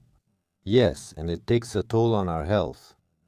We pay the price in 20 or 30 years in the form of many diseases that appear, and it seems to us, well, I hardly belong to those people who are genetically gifted. I can sleep for 4 hours and feel about the same, just as okay as if I had slept for 7 or 8 hours. I don't see any difference. And I started forcing myself to sleep more, because I realized I was testing my luck. That's why sleep is probably the fourth thermal intervention. Then there's cold. If we're talking about stress, it's likely the cold, especially in the morning. When we explain to the body in the morning that this is our peak cortisol, and then it should go down, because very often there's a mismatch when our cortisol peaks later. We sleep incorrectly, in the morning cortisol is low, and then after 3 hours we get a peak because we drink a double espresso or something like that. And of course, all of this really throws off our system. What else? Magnesium. Yes, magnesium. Of course, in all forms. All forms, yes, absolutely. I'd say massages and stretching. And it's not just because something leaves the muscles or circulation improves, but also because it has a broad overall effect on our nervous system. So scratch and stroke your men more often. If a man asks you to scratch his back, scratch it. The 8th point is probably cardio. I especially noticed that it really helped me deal with stress when, during a tough period of mental and emotional stress, I started training for a marathon. Monotonous, steady running and breathing at the same pace helps me.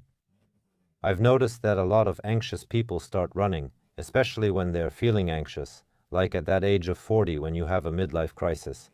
They start running. Doing some kind of cyclical sport helps them. It's a powerful preparation for a marathon, really. It's a major transformation for the body. It's like a renewal, yes. It's extraordinary. And of course, all the neurohormones and the whole lymphatic system improve, and then endorphins are released. It's already an addiction in the good sense of the word. The 10th is proper nutrition, because what we rarely think about is our immune system's response to the foods we eat. And if you have the opportunity to take a food panel test for hidden food intolerance, that's when you seem to tolerate food well, but your immune system doesn't like it. And there's an immune response to what you consume. And this immune response affects the whole body. It hits the endothelium of the blood vessels. And probably the 10th thing is to keep a journal. I don't do it myself, but I know that when you put your thoughts on paper, when you write them down, it's helpful. And by the way, there was also an interesting study where children were asked why. Why write? Yes. Why write? When was the last time you didn't need to? And in several states in the US, they removed handwriting lessons where children were made to write, and this had a very strong impact on their overall academic performance. It turns out that for our brain, it's a very good, cool exercise, especially when you are actually writing. So these 10 points came to my mind. Yes, I completely agree. That's it, full approval. By the way, for example, at Ipsum, we're making a drink right now. It's called Creolite. It's a creatine beverage. And many people noticed in my stories that I drink it before bed, for example. Why before bed? And I started giving it to my older kids, so to speak, and started taking it myself, not for bodybuilding purposes, as is most common, but specifically for the brain. Now that's interesting. Creatine in liquid form is actually a big step forward, because as far as I know, it doesn't really mix well with water if you keep it in liquid form for a long time. And you have to mix it and drink it right away. Interesting. The powder, let's clarify. What do you think of creatine? Very good. Creatine is, well, it's definitely a breakthrough, although it's been known for a long time generally in the range of supplements. But the fact that its effectiveness has been shown specifically for improving neuron function, brain function, that's really tremendous. Especially when a person is a vegetarian, they're basically depriving themselves of creatine as well. By the way, creatine, if you take it properly after not getting enough sleep, it actually compensates for it very well. A large loading dose of creatine can really help with lack of sleep. It really can. By the way, do you know what else helps with jet lag besides melatonin? Viagra. Oh, well, I didn't know that. Yeah, it helps you adjust. Viagra, well, especially tadalafil, that's also, of course, a silver bullet. Because here, completely ignoring its well-known effect for which it is, so to speak. But it's a powerful factor in increasing nitric oxide, yes, by inhibiting the corresponding enzyme. It leads to the release of a large amount of nitric oxide, which is basically key to everything, yes. It's an antibiotic, it's a regulator of capillary tone, it's a regulator of blood flow in the brain, in the muscles, and anywhere else. That's why tadalafil in general has recently found new uses and, so to speak, new effects. Alpha-lipoic acid, whatever, right? Yes, these are all good for the mitochondria, a good cocktail. And, of course, urolithin A? Yes. By the way, we just released an omega supplement with alpha-lipoic acid and CoQ10 in micellized form. 3-in-1. No one has done that before. Excellent. Of course. I have another question. The most dangerous mistakes: someone will watch a bunch of podcasts and immediately start working out. Hypoxic training.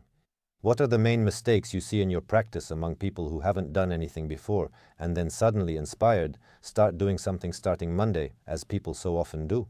Well, if we're talking just about physical activity, like going to the gym and overdoing it, that happens a lot, especially with ambitious men. Now I'll make up for lost time and power through everything quickly.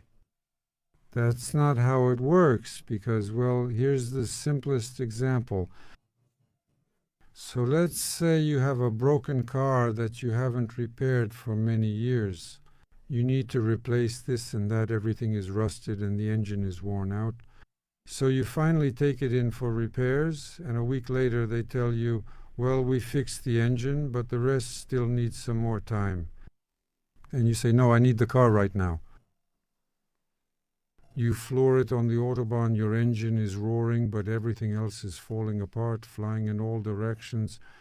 This is what happens most often with ambitious people, not just young ones, but mostly with men. That is, when you do too much too fast, ignoring all those intermediate stages of repair.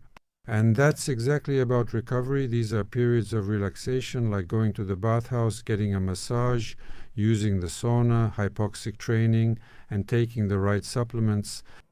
So, all of this is just as important as the workouts themselves, but people get fixated on the workouts. Unfortunately, we ourselves create doctors who, as I call them, are just pill prescribers. That is, very often we encounter such people, pill prescribers. And just recently, a friend of mine sent me something and said, look, this is what he prescribed for me. And yes, there are 20 items there. First of all, it's simply impossible to follow. For example, when I prescribe something, I prescribe less than I want because I know people won't follow it and it's unnecessary. And just as many supplements and unnecessary supplements too, they prescribe an incredible amount, yes. And the problem is that we ourselves create the demand for such doctors because we are not ready for anything complicated. We are not ready for things to get more complicated. We all want to simplify everything. We want fast food programs, just swipe up with one finger, have everything work with one button. But life, it loves complications.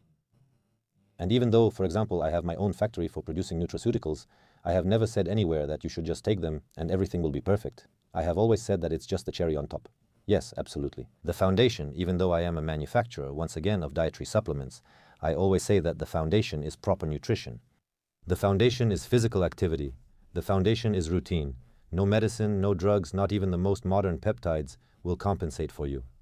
If you don't have a routine, then once again, the foundation is sleep, thermal interventions, heat, you need to get cold, you need to sweat, it's physical activity, it's proper nutrition. Well, there's just no way around it. No matter how you look at it, maybe they didn't know as much back in the 60s, 40s, or 70s or why it works, but unfortunately, nothing has really changed.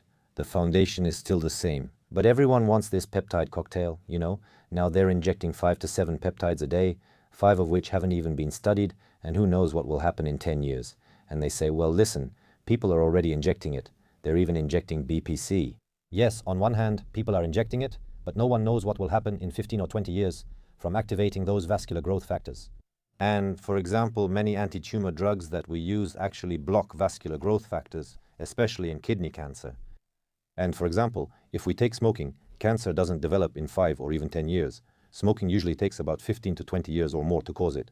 There are other contributing factors. So to say that a peptide that appeared 3 years ago or a year ago was tested on mice and is safe in the context of 15 to 20 years of consequences is not accurate.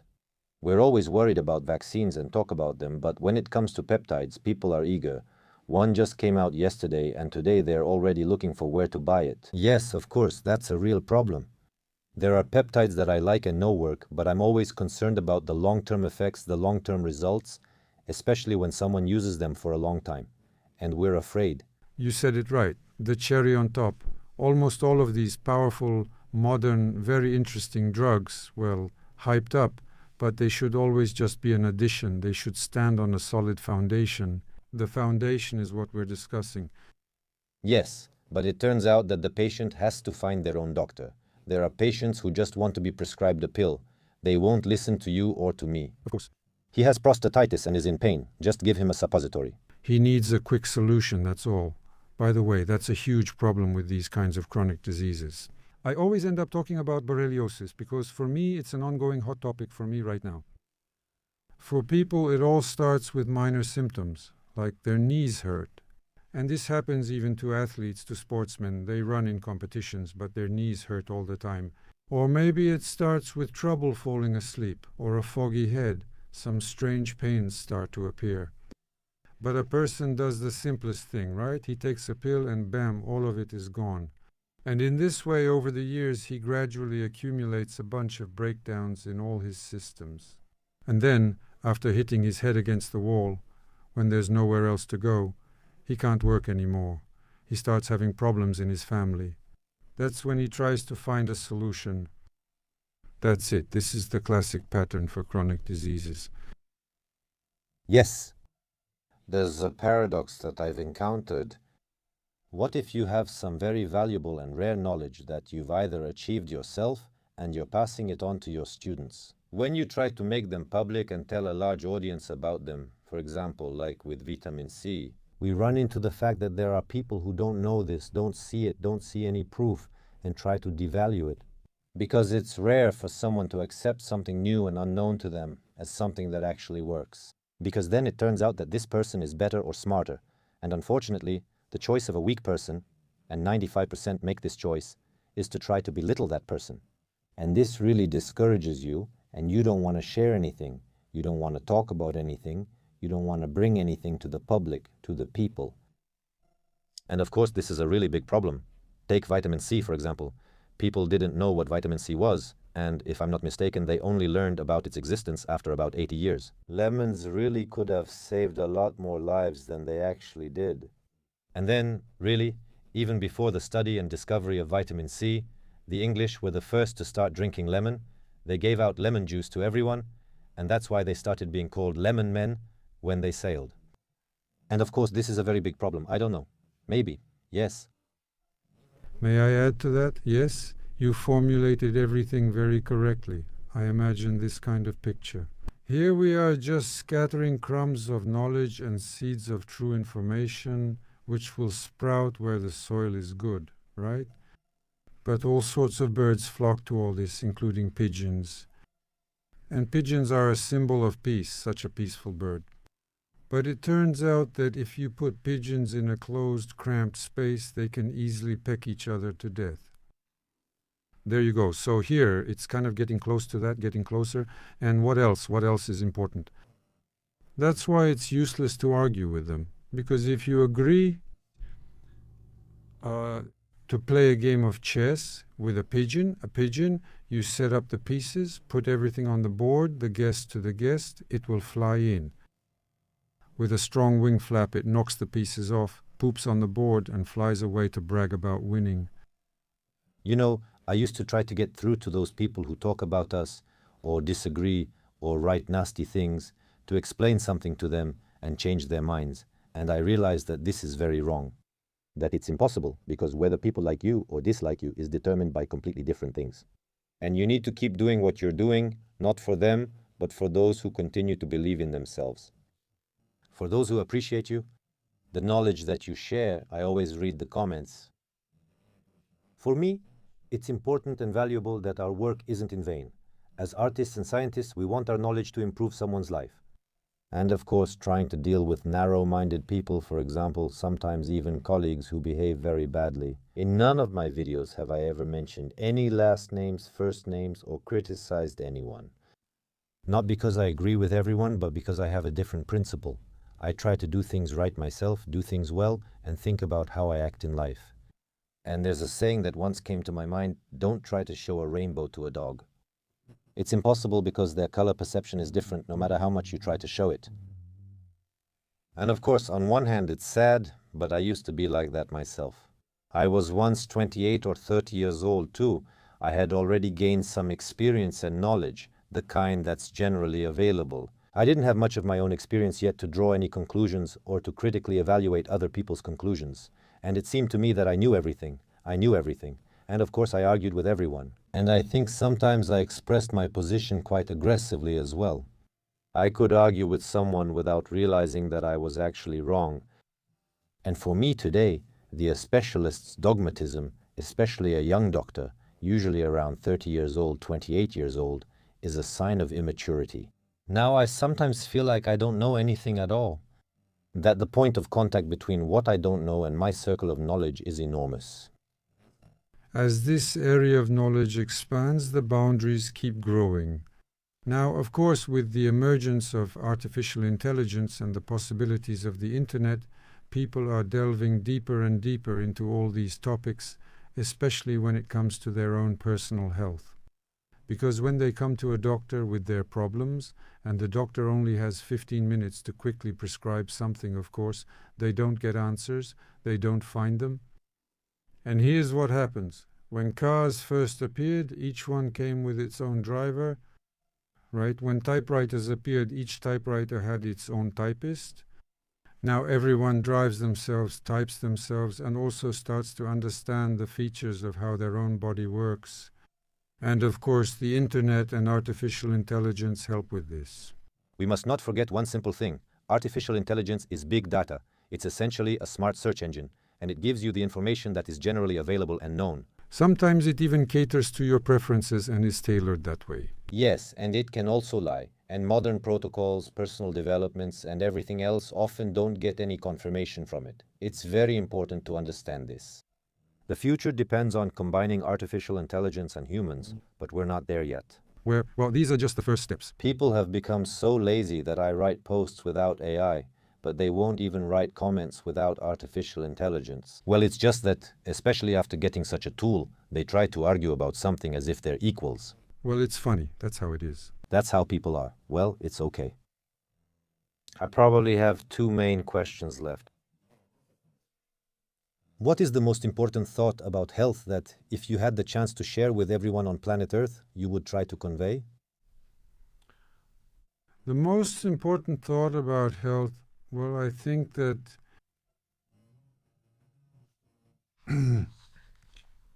the most important thing probably in the whole spectrum of the concept of health is brain health.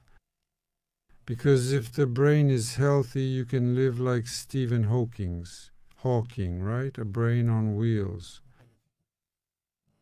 Completely immobilized, paralyzed, his brain achieved so much that even now it's clear what a giant contribution that is. Giganski, he was a thinker, right? That's why, first and foremost, brain health is important. And for brain health, everything else needs to be brought up to that level. First of all, it's muscle health and immune health. And all of this is achieved in general by simple means that everyone knows. Now, of course, we're refining and improving them all. Right, sir? But if you think about it, well, of course, there has to be a goal. Why do I need this brain? Yes. You know what I ran into? I have students whom I see at work every day. Sometimes I try to pass on to them what, now that I understand the value of this knowledge, I would give a lot for. But in response, I hear, I don't agree, I disagree. And of course, it hurts on one hand. On the other hand, I understand that I was the same way. And remember the Pareto principle, that 80% of your results depend on 20% of your efforts. But the paradox of the Pareto principle is something else. That, in order to understand where those 20% of your efforts are, you first have to do all 100% of the work. And then, looking back at your past, you can understand. And when someone comes to you and says, "Friend, here are those 20% of efforts, don't waste your time on the rest," we don't listen to our parents. We don't listen to our teachers. We don't take other people's experience. And that's why, probably for me today, a very big personal achievement is that I have learned to learn from other people's experience.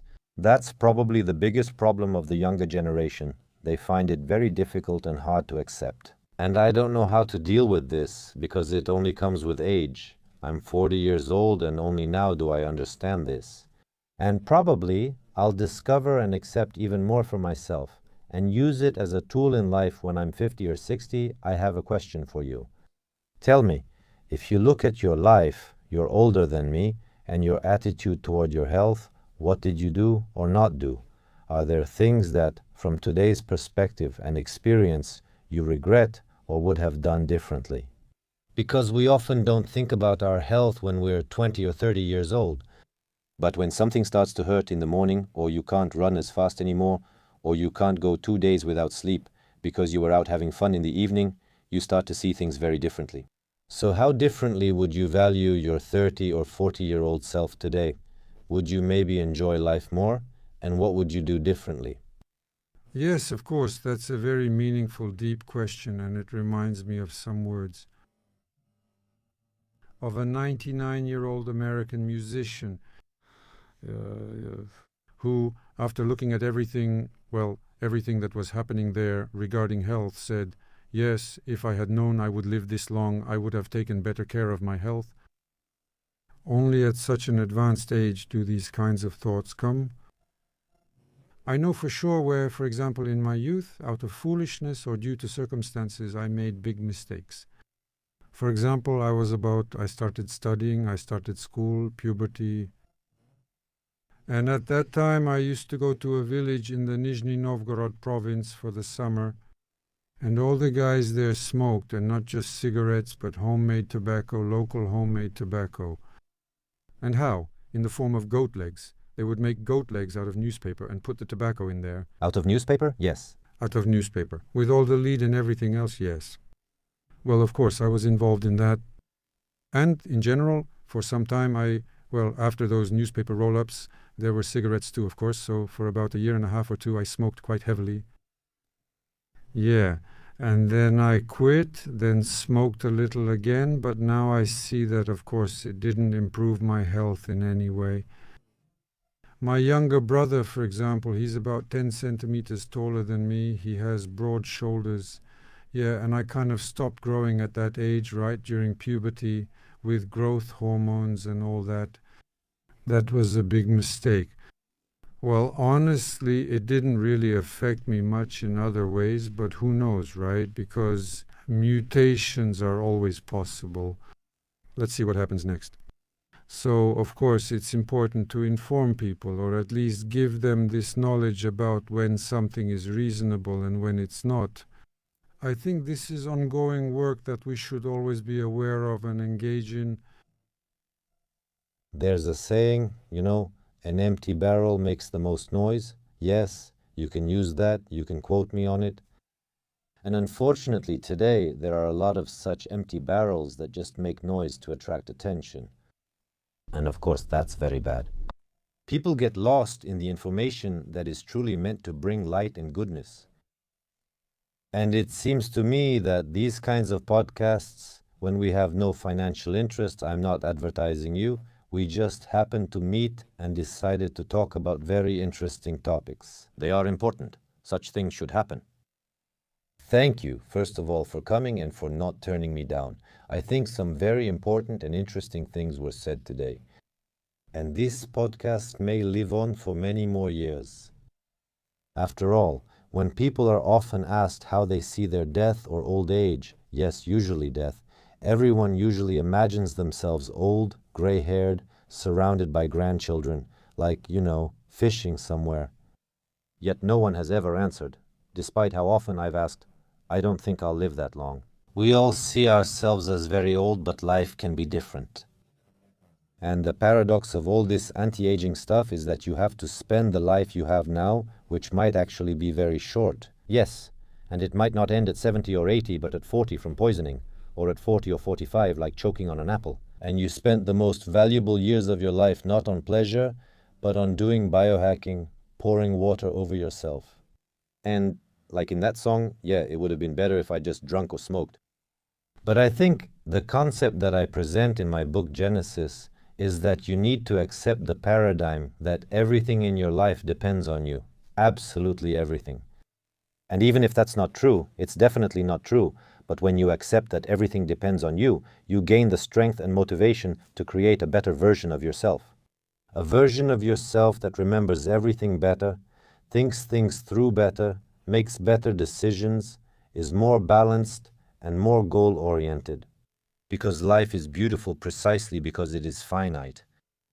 And of course, I think it's especially important for every man to leave as large a legacy as possible in the form of good deeds, actions, and students.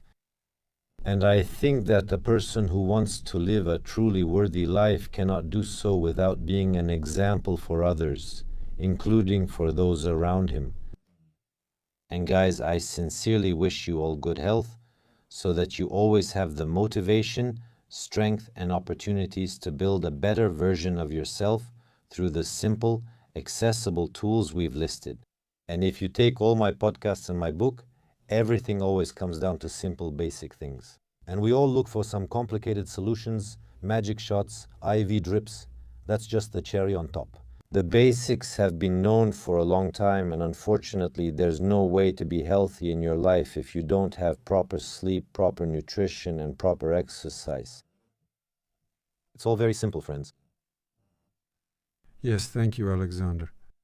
Thank you for the invitation. Well, indeed, we always end up having such intense conversations. I also want to add something about age. So, when do you start to feel, older, aging, and in general, what is the personal criterion for that? Like, am I already old or not yet? It turns out there's a really good criterion. I don't remember who came up with it, maybe even Golda Meir, and it goes like this. Everything depends on the ratio of your plans to your achievements. If the number of your plans exceeds the number of your achievements, then you are still young. That's how I feel about myself for now, in that way. No matter what achievements there are, I still have a lot of plans ahead. That's why at 77 I feel like I'm 40 or 50. It's not just mitochondria, but caring for them that helps with that. Yes, it's a very important building block, a very important piece in this mosaic. Thank you. Thank you too.